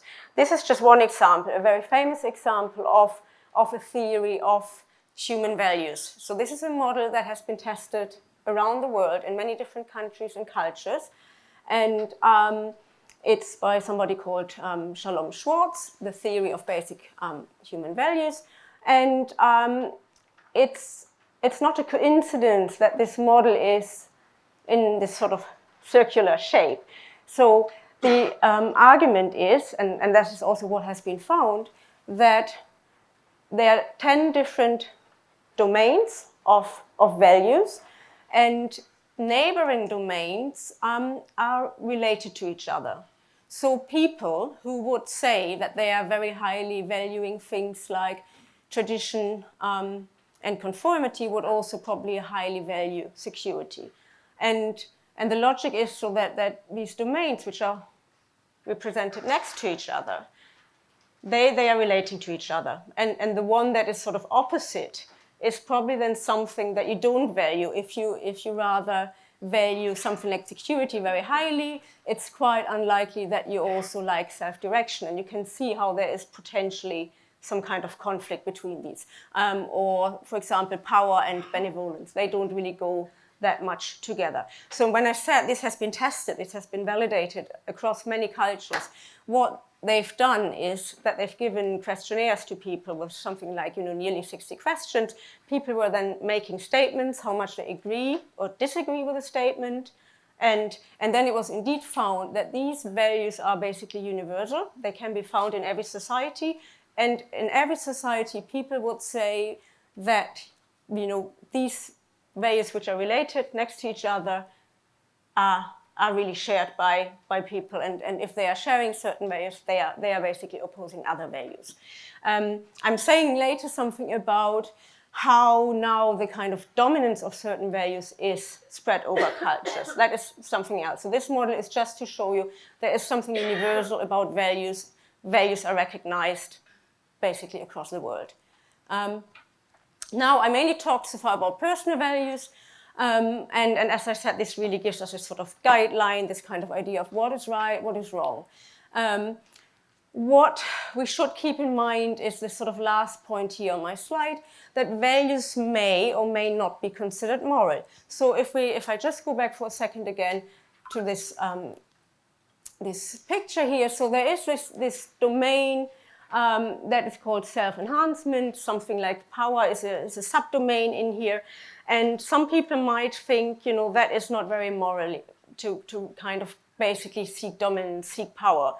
Some people might really object to this. Now, this doesn't mean that it's wrong.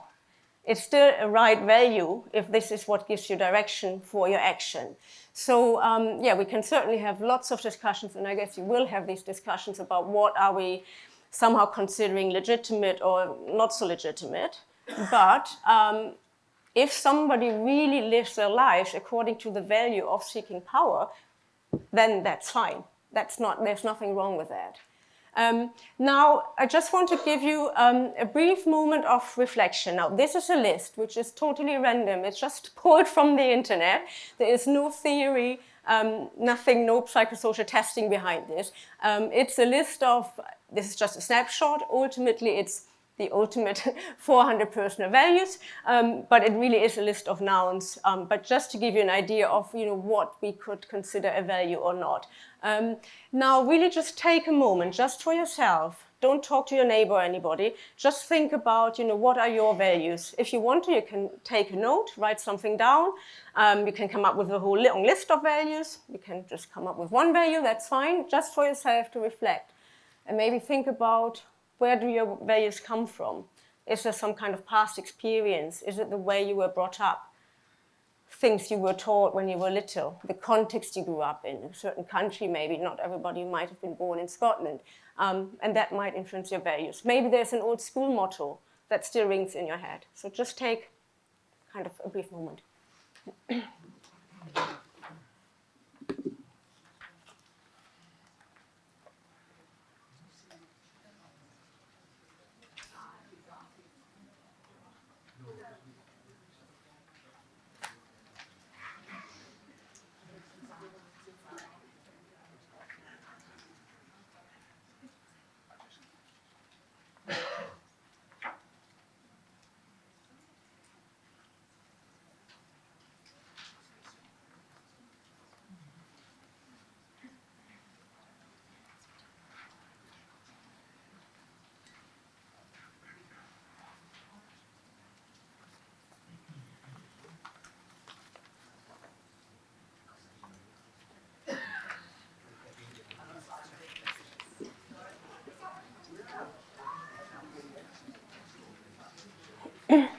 So, okay, you'll have lots of time later on to discuss and reflect on this, so we'll stop here. Really just to emphasize, because I really want to make sure that we're not judgmental about this at all today. So, it's totally fine. Some people are being driven by values which some others might not deem that positive. So, you know, some people might be driven by things like self-interest or greed, but as long as they are driving somebody and motivating somebody and giving some guidance for conduct, that's fine. It's a value. Sorry. You might disagree with it. The sound's gone down this side of the room. Yeah. Okay. Don't know. Does it? Shall I use this one instead? Yeah. Okay. Let me mute this other one.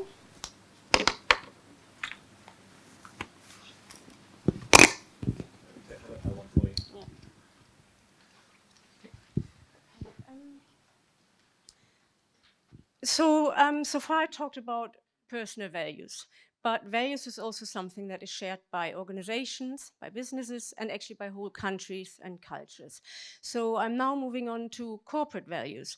Maybe you're actually working yourself for a company or have worked for a company that had one of these mission statements. And mission statements are exactly doing that, expressing a value that gives this company direction, this sort of goal they want to strive for. And I know we had lunch, and some people might fall a bit asleep, and in order to prevent this, I have a little quiz for you. So I have 3 value statements here, 3 mission statements, and I give you a selection of 4 different companies, organizations. What do you think the first one?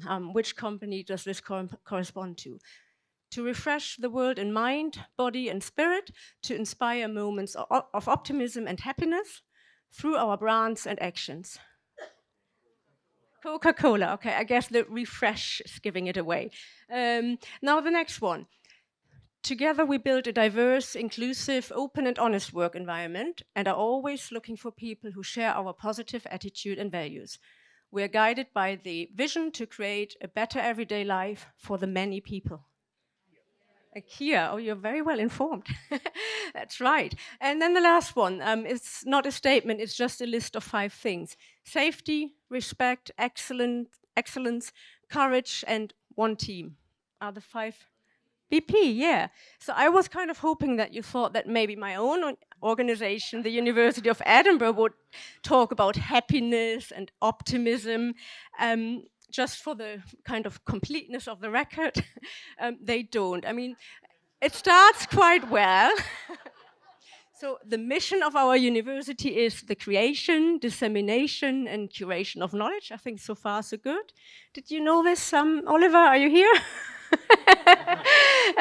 So I think that's quite fine, and then it gets really wordy, and I guess it's getting more into kind of selling ourselves than rather stating a value statement. So the term world leading features twice, and this idea to measure our performance against the highest international standards.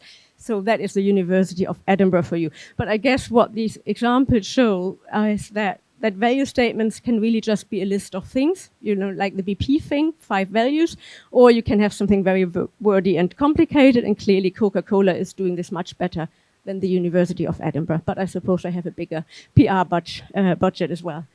But now moving on to the sort of next level, culture values. Now, a lot of culture values are really related to religious beliefs, religious values. So, typically, you know, beliefs are then based into the existence or, well, non-existence of God. Some religions, Is that the microphone again? Okay.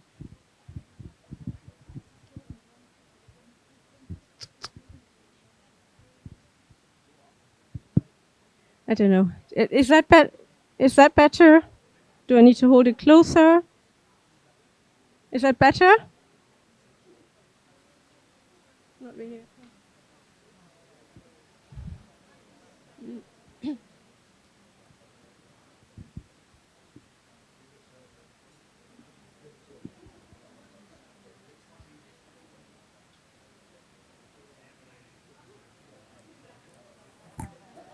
One, two.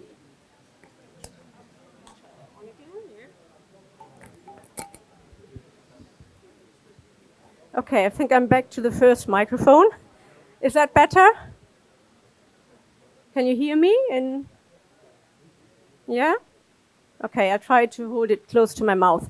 So, yes, so cultural values have a very close connection to religious values. So,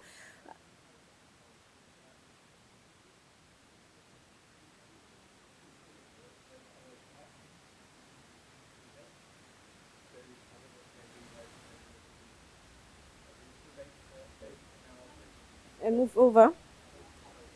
Yeah.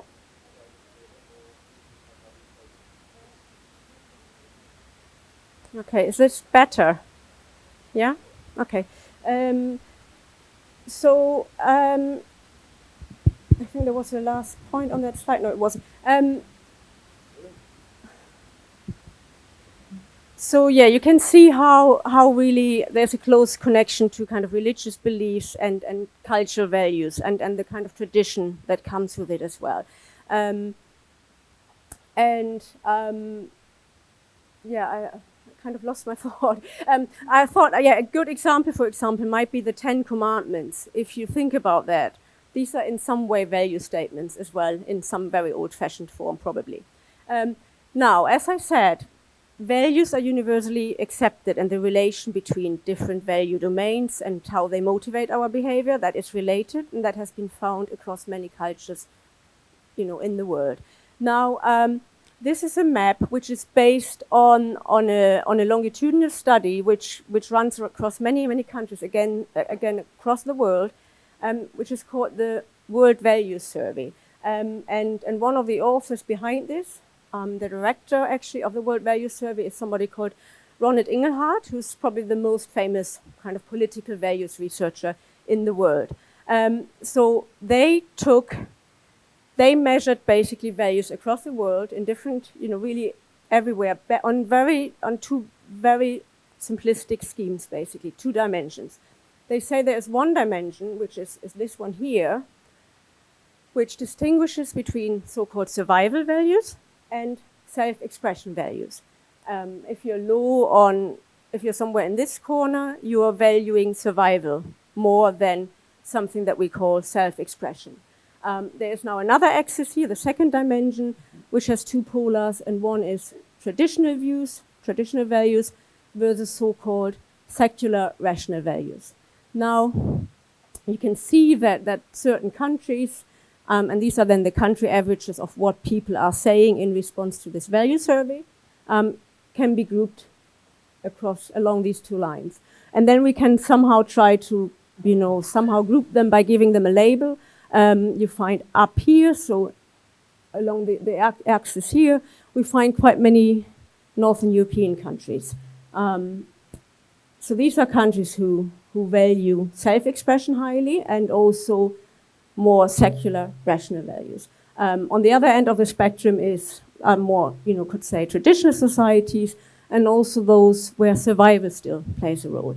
And the theory behind this is that it really has to do with economic development. So we are kind of coming back now to what George actually said about our sort of obsession with measuring something like GDP, something like economic growth, and why this is so important, why it's related to well-being, and how this is related to values. The argument here is that something has happened in advanced industrial societies after the Second World War. We have so much economic security now, and that really led to a transformation of our politics, of our social life, and also then is expressed in new values. So it goes a bit together with some kind of hierarchies of need. You might have heard about Maslow's kind of pyramid. The idea is as soon as your sort of basic, you know, need for food, shelter, and so on, once that's covered, then you kind of can think about sort of more abstract, higher aims of, you know, something like self-transcendence. So he distinguishes between materialist value on the one hand, so that's really is about economic growth, things you need to survive. People who live in these kind of situations, countries who face, you know, high economic insecurity, they will usually express these more materialist values. And politically, this then goes together with some kind of what they call sort of authoritarian reaction. So these are then countries which really value strong law and order policies, clearly very strong protective economic policies, you know, basically everything that sort of makes them make sure that survival will be secured. And in general, they will express more traditional values also when it comes to, you know, family life, things like, you know, your attitudes towards abortion, divorce, homosexuality, and so on. Very conservative. Whereas once sort of the basic things such as food, shelter, and so on, once that's covered, and the argument really is that post-World War II, many countries in Western Europe, for example, these countries here, they now really take economic security for granted, and that leads to this transformation of values towards more post-materialist values. So the idea of caring for the environment, valuing human rights and so on. So really going beyond your own personal needs and these very fundamental needs, but actually some much more societal values, much more abstract values in a way. So this has been criticized because you could say, well, this is very much Western biased, and perhaps we could also say that there is a certain assumption that, the more economic development, the more progressive our values will become. But I'll come back to that, whether that's really the case. In the meantime, just again, to get you a bit thinking and guessing again, just to show you some examples how values are also expressed at country level. And you will have probably all heard about the kind of ideals of the French Revolution. And these are still the 3 key values that France really puts up, on its flag, more or less. So liberty, equality, and solidarity. Also in Scotland, we saw a wonderful picture of the National Performance Framework, which I could have just replicated here, which George has shown. So if you think again of this flower of the National Performance Framework, there was a purpose and then there was a value. And the values of Scotland, according to the National Performance Framework, are things like dignity, kindness, compassion, rule of law. And some of these terms have also been replicated when it comes to the kind of principles that guide Social Security Scotland. So this is now something that is devolved to the Scottish level, away from Westminster, and I think you heard something about that at your last weekend. So Social Security is now a Scottish responsibility, and they repeat these sort of 3 phrases like the whole time: dignity, fairness, respect. Now that tells you a little bit again about, well, where might this come from? And this kind of comes from probably a strong desire to be different to, from another system, which might not place so much dignity and fairness actually on benefit claimants, for example. So these are now the guiding principles in Scotland of how Social Security is organized. And you can then think about what does this mean for, how policies are designed, how benefit claimants and so on are treated. Another example. Human dignity shall be inviolable. To respect and protect it shall be the duty of all state authority. What do you think? Which country has this actually as its first article in its constitution? Oh, you were very good with your Coca-Cola and IKEA and corporations. It's not the UK, no, the UK doesn't have a constitution. Germany, yes. So, again, it tells you quite a lot. Why do you need to emphasize dignity? Put it as your first article in your constitution. This, of course, has to do with the history. So this is the Constitution of 1949. So this is a thing that can't be changed. There are other articles in the Constitution which you could change, overrule with a 2/3 majority. But this one is a principle on which the German Federal Republic is based. Another one which can't be changed, and that is sort of, I think, Article 20, which is quite interesting, just to give you another, it's a totally different flavor. So the Federal Republic of Germany is a democratic and social federal state. So, okay, democracy, again, we get, I think. Social state in the German context means it's a welfare state. So again, this is an article which you can't change. So you can't abolish the welfare state in Germany unless there is a proper revolutionary overthrow and you get rid of the whole constitution. And then the federal element of it, again, has something to do with German particularities. So that is just one example, how you could express values and make them really kind of upfront in, all you're doing, basically. I think this one, you know which country this is? That's the United States. And yeah, and that is an interesting one. So liberty is in here as well. If you think about France, France has liberty, but it also has equality and fraternity. If you think of certain policies now again in the US, things around gun control and so on, if you only have liberty, or not only, but if you place liberty, give it such a very dominant status, again, this is something that will translate into the way how people behave, how policies are designed, what's possible, what's not. this one is an interesting one and follows on from, again, what George has said about gross domestic product. An alternative concept is gross national income. So there is a country which now plays with these terms and says, well, we are striving for gross national happiness. Do you know which country this is? It's Bhutan. So it's a Buddhist kingdom of Bhutan. And yeah, deliberately playing with a kind of obsession, again, with GDP, kind of saying we want to do it differently. Please don't mix it up. That doesn't mean that Bhutan is the happiest country in the world. It isn't. The happiest countries in the world are, again, the Nordic countries, Denmark, Sweden, Finland, and so on, if you believe kind of worldwide happiness surveys. But they are striving for this. Happiness is sort of, again, the guiding motto of a country. Now to come back to Engelhardt's cultural values map and sort of how political values are shaped by this. This is a scheme, a diagram, which basically helps us to place political parties, again, in different countries along a kind of two-way spectrum here.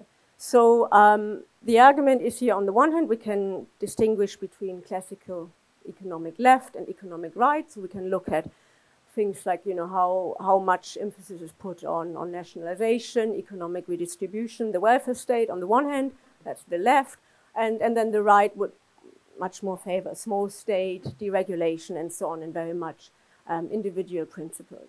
Now, the argument is, in order to really make sense of our party systems these days, that's not enough. Left and right is too simple.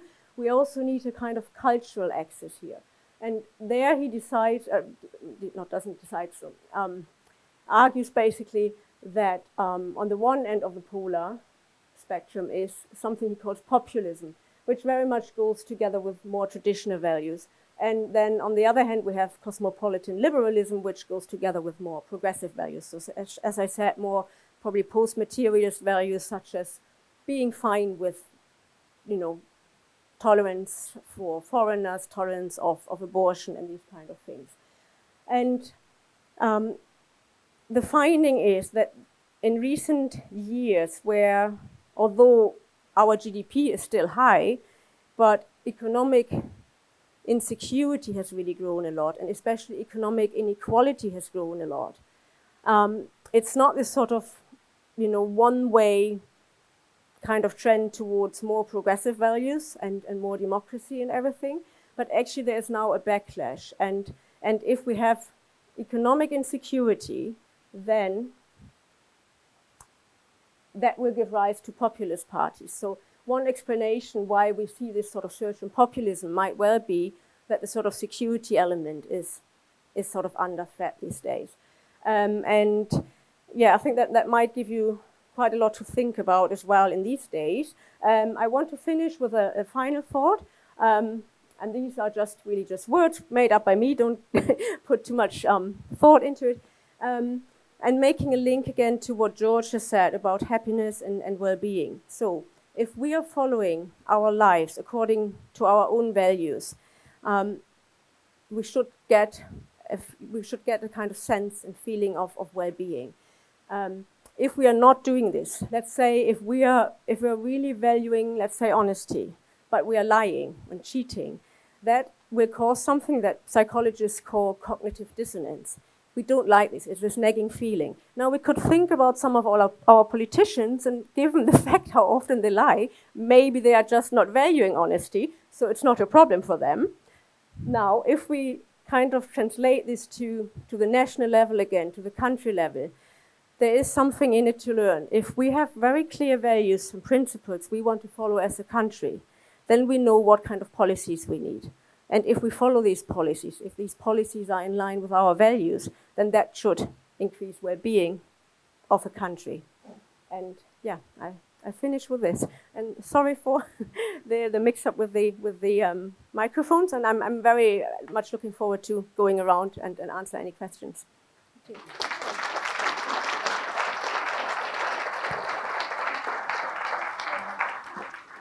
Thank you very much for that, Elke. I'm just finding a way to come to the front. If you just give me a moment, it takes a while to weave. So yeah, thank you very much for that. So I just wanted to say, before we go into discussions at our tables, and just like George came around, Elka will be available to come around too, is that after we do this short discussion, we're going to be moving on to the really substantive task of the weekend, which is creating statements on the kind of country we're seeking to build. Now, this is a really important moment for the process of the Assembly, because this is where you really start putting into your own words the kind of Scotland that we're seeking to build, and where we start exploring the breadth and the diversity of views that are within the room. So there will be a task that comes after this short discussion. But the reason that we've had some of the presentations that we've had today is that they've all been building up to what we're going to be doing next, that substantive task that I'm talking about. And through the discussions that we've had over the course of the morning and the short one we're about to have now, what we've been trying to do, I hope, is to enrich the information for you for when you turn to that task and you turn your mind to the kind of Scotland that we're seeking to build. So you might want to make connections with other information or discussions that have come over the course of today when you're just taking a moment here to reflect on values. But yeah, Elka will be available to come around the room. Please stick up the card in the air if you'd like Elka to join your table, but I'd ask you to now turn in and have a discussion and a reflection on what you've just heard. Thank you. Right. Thank you, everyone. I hope you found that an interesting discussion as well. And as I mentioned before we started it, all these discussions we've been having today have been building up to what we're about to do now. So what we're doing now is we're moving on to the first big main task of this weekend, which is creating statements about what kind of country we are seeking to build. And this is the start of a process that will take us through to tomorrow, and that's really going to set the course for future weekends. So as you know, we are trying to find some common ground through everything we're doing in this assembly. But to do that, we need to start by understanding the views of everyone in the room. And there are nearly 120 of you in this room, bringing all your different knowledge, experience, values, and we need some kind of process to be able to share all of that, but get to a point where we are identifying the common grounds that we have. So the process that we're going to go through today and tomorrow is designed to take as broad a picture as possible of the views in the room, then to narrow them down, but slowly, through a series of steps, and through, very importantly, a process of deliberation, until we have a group of statements that we can collectively say, so collectively as a room say, reflect the Assembly's common ground. So this isn't something that we're going to do quickly. It will go through 7 different rounds that will take place over several sessions, both for the rest of today and also into tomorrow. And I'll explain as thoroughly as I can what we're going to do at every stage, but your table facilitators can also guide you along the way. So they're very much there to guide you too. The first task is to get that broad picture of opinions in the room. And as I've mentioned, everyone here, there's lots of us. But what this room is designed to be is what we call a mini public. And that's essentially a representation of Scotland to some extent. So naturally, you will have a range of views on the sort of Scotland you want to see, and we absolutely do expect that. So what this exercise is designed to do is to let you express yourself as an individual on what you think is most important the Scotland you want to build is. But that's just the first step, so expressing yourself as an individual. But by the end of tomorrow, you will have collectively, after going through the steps, which we'll be taking you through slowly, have created that vision that captures the breadth and diversity of the views in this room and finds the common ground that you share. And we know that it's sometimes quite hard to say what you really think, especially when you're with a group of people that perhaps you don't know so well. So the exercise that we're about to go into now is really designed to allow you to express your views freely so that we get an accurate picture of what people in the room are thinking without kind of forcing you to have to say it out loud and share it immediately when perhaps You may still be kind of waiting for the right time to say something, and you don't feel like you want to say it to your table just yet. But in this process, you'll be able to say it. So here's how it works. On your tables in front of you, there are some slips of paper. Would the table facilitators mind just pointing them out to the people in their tables just now? They're there because we would like you to write some short sentences about the kind of Scotland that you want to build. And I'll come back to exactly what kind of sentences we're looking for just in a moment. Then on your tables, we have envelopes that are marked with a letter. And that's so the facilitation team know which table all of your different statements have come from. Other participants won't necessarily know that, but we'll be able to track your ideas and how they've flowed through the process for that openness. And your ideas will also not be shared within your own table, so we're not expecting you to read out the statements that you're writing, but they'll be shared with another table to go through. So I hope that part is clear. So what I'd ask you to do right now, as part of this task, is to start thinking about the Scotland you would like to build and to come up with up to 3 short statements about what you would like it to be. And those statements, you don't need to capture this when you're recording your statement, so you don't have to put this on your slip. But bear in mind that all of your statements will all be starting with the sentence here that says, the Scotland we are seeking to build will. So you're filling in the gap after where it says will, but we're starting your statements with, the Scotland we are seeking to build will. There are a few guidelines around this that we'd like you to bear in mind. We want you to focus on Scotland as a whole and not on a particular place. We want you to focus on broad goals and not individual services. And we want you to focus on the positive. So we're looking at what sort of Scotland you want to build, what you want for the future, and not the negatives. And in your statement, so as I mentioned, you can have up to 3 each. It'd be great if you could ensure that you only have one kind of substantial point in there, because you'll see as we move through the process that if you put too many points in one statement, things will get a lot trickier. So please keep to one substantial point in each of those statements. So please do take a moment to speak to your neighbour if you would like. And then we'd like you to individually, and the support on the table if needed, to come up to 3 statements that set out one thing about the kind of Scotland you want to build. So, as I said, please ensure that you write one idea on each slip. So that really, really helps us move through the process and helps us with sorting later on. And you have around 12 to 15 minutes to do this. And then I'll let you know what we're doing next. See you soon.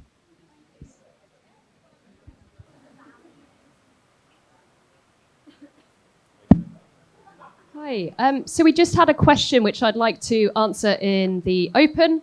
So some people were wondering they were meant to write one word. We're not looking for you to write one word. It's just one thing, one key thing per statement. And a statement you would expect maybe a sentence. So we purposefully haven't given you an example because we don't want to lead what you write. But you could imagine that the Scotland we are seeking to build will do something. So, yeah. We're looking for a sentence, not necessarily a word, unless that's really what you mean to do.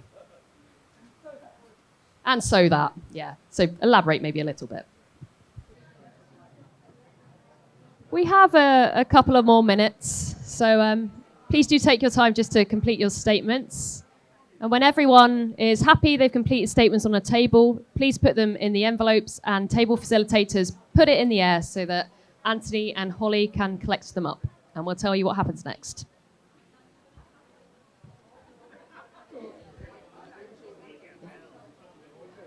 Okay, everybody. Thank you so much for doing that. That was step 1, really. So good stuff. Just going to briefly tell you what will happen in the next step. So the next stage is for each table to receive another group's set of statements. So bear in mind, everyone creating their statements was doing that from your own perspective as an individual. But there are bound to be potentially some duplicated statements or some statements that are very, very similar. So what we're going to do is we're going to go through all those statements in the envelope that came out of each table, so that envelope that you've just received. And as we read through them, it'd be great if you start thinking about which ones actually maybe they're quite similar. And if you see some that you think they are the same thing, your table facilitator will take you through a process and you'll just cluster them. And clustering means that you just take statements that say the same thing and kind of bundle them together. But not everything will be a cluster. There'll be a lot of statements, I'm sure, that stand on their own, and they will be kept as statements in their own right. What you're going to be asked to do by the end of this process, and we do have quite a bit of time to get through this bit, is that you're going to be asked to choose 10 of the statements in that envelope. And bear in mind that you'll certainly have more than 10 when you open that envelope to begin with. And the 10 statements you'll be selecting are not just statements you agree with. It's not about selecting statements that you agree with at this stage, but we will get to that. But it's about ones that you think represent the range of diversity of views of the statements in front of you. So when you're looking at those statements, and bearing in mind this process we're going through is about common ground, what we want you to be thinking about at the forefront of your mind is which of these statements in front of me represent the breadth and diversity of views. And you'll be able to select the ones that you kind of agree with later in the process, but that's coming. So what we're looking for now is statements that represent a breadth and diversity of views. So I'll hand you back now to your table facilitator. They will take you through this process, and then after that, we'll tell you what happens next. Thank you.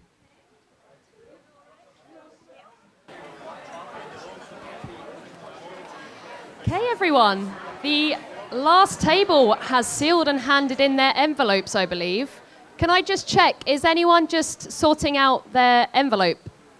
Are they all handed in? Amazing. Honestly, it's amazing. That was incredible to watch you do that. And you got through it in really good time, I have to say. I'm just going to let you know what's happening next, and then we'll be moving into a break. So what's happening now? You may note that your envelope has travelled across the room to this table over here. And basically what's happening at that table is a process of clustering what's come up across the room. So what you just did on your table, essentially that is now happening over there, but across the room. So as you can imagine, there's quite a few statements. However, they will all be coming back to you. Absolutely nothing is being removed from the process. Those clusters will be coming back to you after the break. And what we're basically just doing is another process of refinement of those clusters that come up across the room. And we're just filtering down, basically. And the reason we're doing that is because we're trying to get to a manageable set of statements for the process that we'll be going through tomorrow. So everything over there is going to be coming back to the members, and you'll just be doing some further refinement. And the statements that you've put over there are statements that you have thought reflect the breadth and diversity of views across the assembly of the kind of country that we're trying to build. During that process, you probably noticed that you may have set aside some statements. I just want to let you know, those statements that weren't put in that envelope and have been taken to that table, they are statements that will still be captured in the event report. So what you wrote in there, that will still be captured, and people will know that that came out of the room. But it won't be continuing through this process. We are going to move into a break now, but you might want to go and watch this process. And the reason we're doing it in this room is that so that you can do that. If you want to watch how this clustering is playing out, you can do that. But I just want to re-emphasize that everything you put in your envelope is absolutely coming back here after the break. So, is that a good point to have a break, I suppose? I think you really deserve it.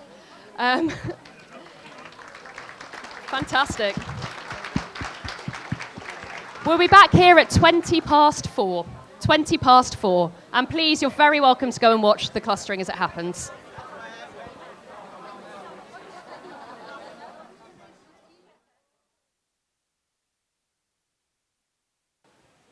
One, two, test 1, 2.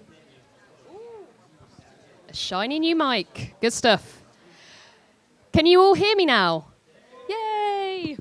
Whew. Righto. So thank you so much for what you did before the break. As I said, I think you got through that task fantastically well. And what we're going to do next, I'm just going to briefly explain. So you may have seen the break, and it was great that some of you came to watch a little bit of the process. Is what we've done is we took all those clusters and those statements that you put in that envelope, we took them to that table, and what we've done now is we've clustered across the room. So we've kind of reduced a little bit by clustering in that process the piles of cards. Where there was a pile that you had and you put that summary statement on top that you felt captured everything in that pile, we're bringing back the summary card to you. So the summary card comes back in, but we have actually kept a record of all the cards that you put in that cluster to produce that summary card so that we can report on that too. So you can see how your ideas have flowed. So what you've produced is now coming back to the tables in the room cluster, and you're going through that process again of looking at that cluster and seeing if you agree. First of all, I think it's very important that you agree that that is a cluster, and then producing a single statement that you feel summarizes that cluster. You have the power, if actually as you're looking through that cluster, looking at the single statements and you think, actually, I'm not quite sure that should be in this cluster. I actually think that might be a different point. You have the power to remove it from the cluster and to treat it again as that single statement. And I think that's quite important that you are able to do that. So again, your table facilitators will guide you through the process. You'll be able to put up the card if you want anyone to come around and explain the process again. And you'll be getting essentially to the end of this exercise with another further refined list of statements. So essentially what we're doing here is we're just finalizing statements on the kind of country that we're seeking to build and just kind of reviewing what we've generated over the course of the afternoon. And then all of those refined statements are going to come back tomorrow to continue the process, to continue setting the priorities for discussion at future weekends. They'll be coming from your statements, so that's what we'll be doing. But of course, I'll explain more when we get through these steps so you know what's going on and what's going to happen. So clusters will be coming around to your tables imminently. Kayla is somewhere over there, just preparing the clusters to bring round. So yeah, if we just get going and then we'll reconvene in a short little while. Happy clustering. Refining, I should say refining, not clustering.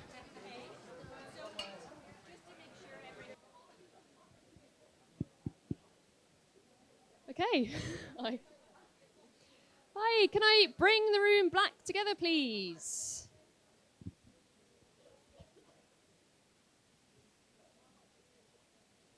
Brilliant.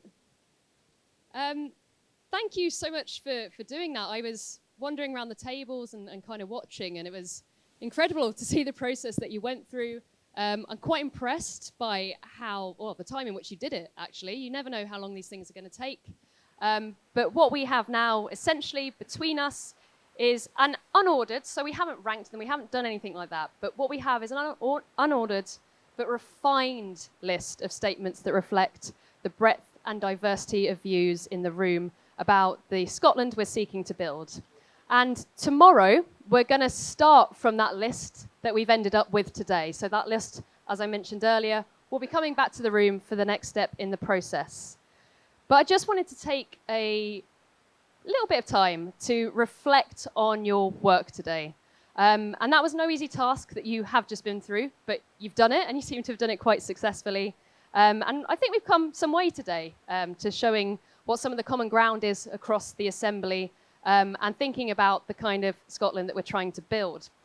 So what we're going to do now, because I think it's nice that we hear some feedback from tables, we hear some of the things that have come up across the room, is that myself and Kayla again. And I'm over here at the back. Hello, Kayla. We're just going to go around tables for the next probably 15 minutes or so. And what we're going to do is we're going to ask you to read out a couple of the statements that you have. So that's just to read out 2 of the statements that you have from your table.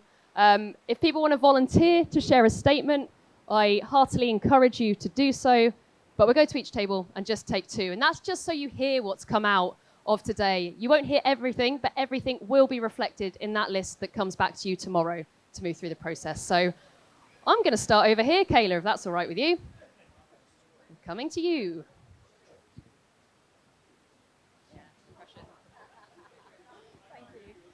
Okay, this is Excuse the... me, everyone. Hello. Hello. This is the feedback from Table 4. So we had a good discussion about the clusters, and two of the statements we have. The first one is invest in and provide a thriving and fit-for-purpose health service. So that was our first statement.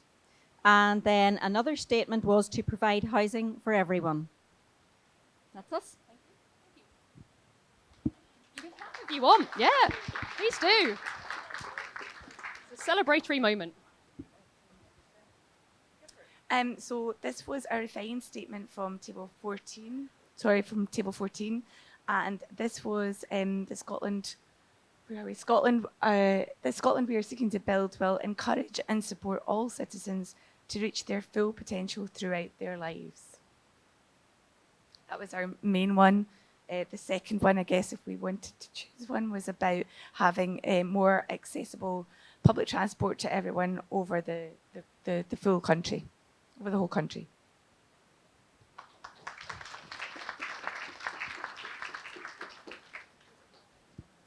Okay, at this table we had firstly that Scotland will include the diversity of its citizens in making policy.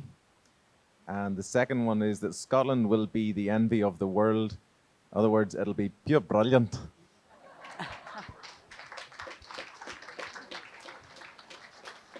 Okay, I'm going to hand over to Michael here from Table 13 to read a couple of theirs. Thank you. The Scotland we are seeking to build will have equal opportunities for all. As we sorted that out, we realised there was a difference. Everybody in the group had said about equal opportunities. Some chose to add activity, which is about how they were going to do that. So we've kind of separated them out a bit. And the other thing we had was the Scotland we are seeking to build will be Brexit free. Thank you. And remembering, these are not ones we all agree with, but they're ones that come across as the range. Hi, we're Table 1, and we have that the Scotland we are seeking to build will be a country that other countries will want to follow. And our second one is the Scotland we are seeking to build will welcome, nurture, and support freedom, self-determination, plus independence. I take it that's an independence. Okay.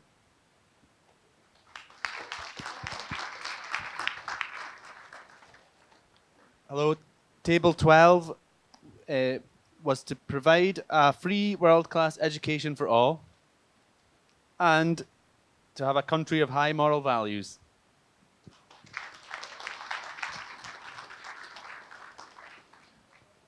Okay, Table 3, we have here the Scotland we are seeking to build will deliver on its promises with integrity. And the Scotland we are seeking to build will be a safe country.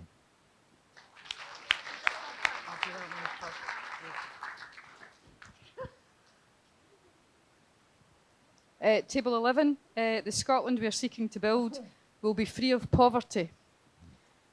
And the Scotland we are seeking to build will have a football team that can reach the World Cup finals.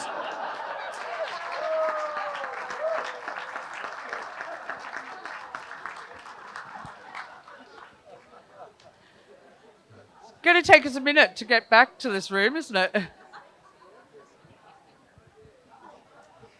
At Table 7, we chose the Scotland we are seeking to build will be a thriving nation and will be safe for all who live here. And our second of 3 was that the Scotland we are seeking to build will have appropriate income for everyone. Thank you. What number? Okay, so we're over here at Table 10 now. The one we've got here, it says, the Scotland we are seeking to build is a sustainable society where we balance our environmental, economic and social impact for the good of the country and its citizens. And The next one is the Scotland we are seeking to build will nationalise key industries and services such as rail, energy and broadband and run them for the benefit of our people and not for profit.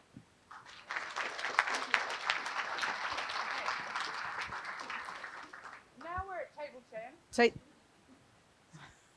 Okay, the Scotland we're seeking to build will be critical of its nationalism. And the Scotland we are seeking to build will be a prosperous and financially secure country. So I've got feedback from table 5. So the first statement is the Scotland we are seeking to build will be respectful, welcoming and inclusive. The next one is the Scotland we are seeking to build will be a place where citizens take personal responsibility about their community and environment. Okay, and I'm going to hand over to Jamie from table 9 to read a couple of theirs. The Scotland we are seeking to build will be a society that strives for equality regardless of race, religion and financial security. Also, the Scotland we are seeking to build will be a fair and progressive country.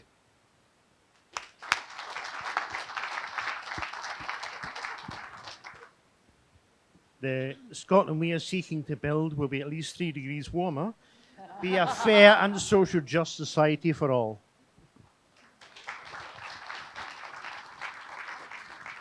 The Scotland we are seeking to build, being socially responsible by taking care of the most vulnerable in society to alleviate poverty, working towards eradication.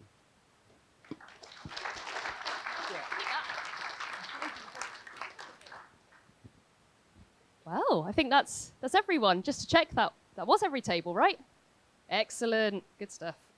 Okay, that's pretty much our day. So yeah, good times. So I just wanted to tell you what happens next before I hand over to Kate for some reflections. So what's going to happen is we're going to take the statements that you now have on your table, which you've gone through a process to refine, and we are going to not remove them from the process. We're going to type them up and bring those final refined statements back into the room tomorrow.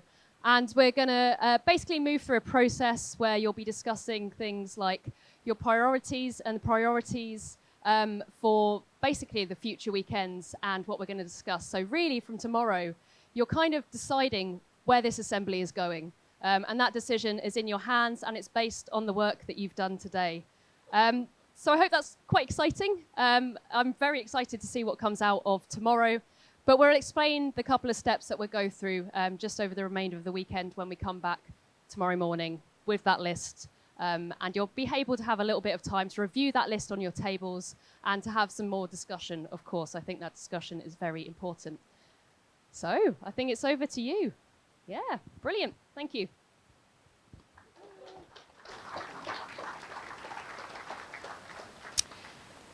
I think now for the first time I can truly say the Citizens' Assembly of Scotland, you have forged yourselves across the last couple of hours through a tremendous amount of work. You've trusted each other, you've listened to each other, and I think now we can see how we move forward together. So please, sincerely give yourselves a tremendous round of applause because I'm amazed.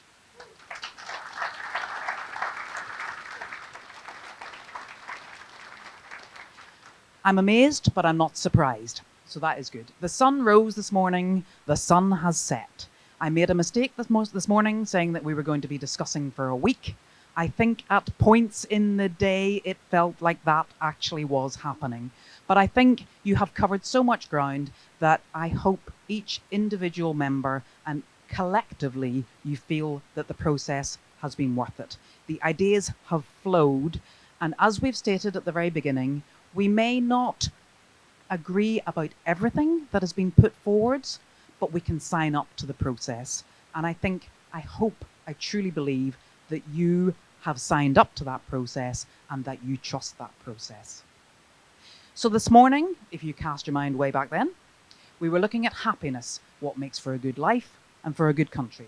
We were looking at values and how they shape the country we are and the country we want to be. And we've captured all of that, and that everything that we have done today, all that tremendous amount of work, will be captured and put into the report of the weekend. The flip charts, the notes, what makes a good life, what makes a quality of life, values, how they shape the country, and the country we want to be, all that will be gathered. But it feels now that we have edged almost to the point of our first aim. What kind of country do we want to have? You've had your wide range of individual statements, they've come together, and you've shaped a vision that you can agree broadly captures the breadth and diversity of views across the Assembly of Scotland. And this really is an important moment. Remember, this is Scotland's first ever Citizens' Assembly, and it is the first ever vision of the breadth and diversity of views created directly by citizens in this way. Not only have we been working together all afternoon, we have been at the very cutting edge of democratic innovation. So thank you 100 times over. It's exhausting, it's tiring, but all of this learning is being captured, and all of the information that we've gathered up will be published on the website so that other countries, other people, other nations will see what we are doing.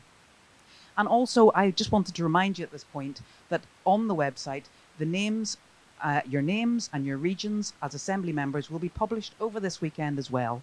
And I hope that, that you will feel incredibly proud to be connected to this process. So tomorrow morning, you'll have time to review and discuss the vision before moving on to an even more challenging task, which is narrowing that down to a vision that you all share, the common ground between you and your fellow citizen.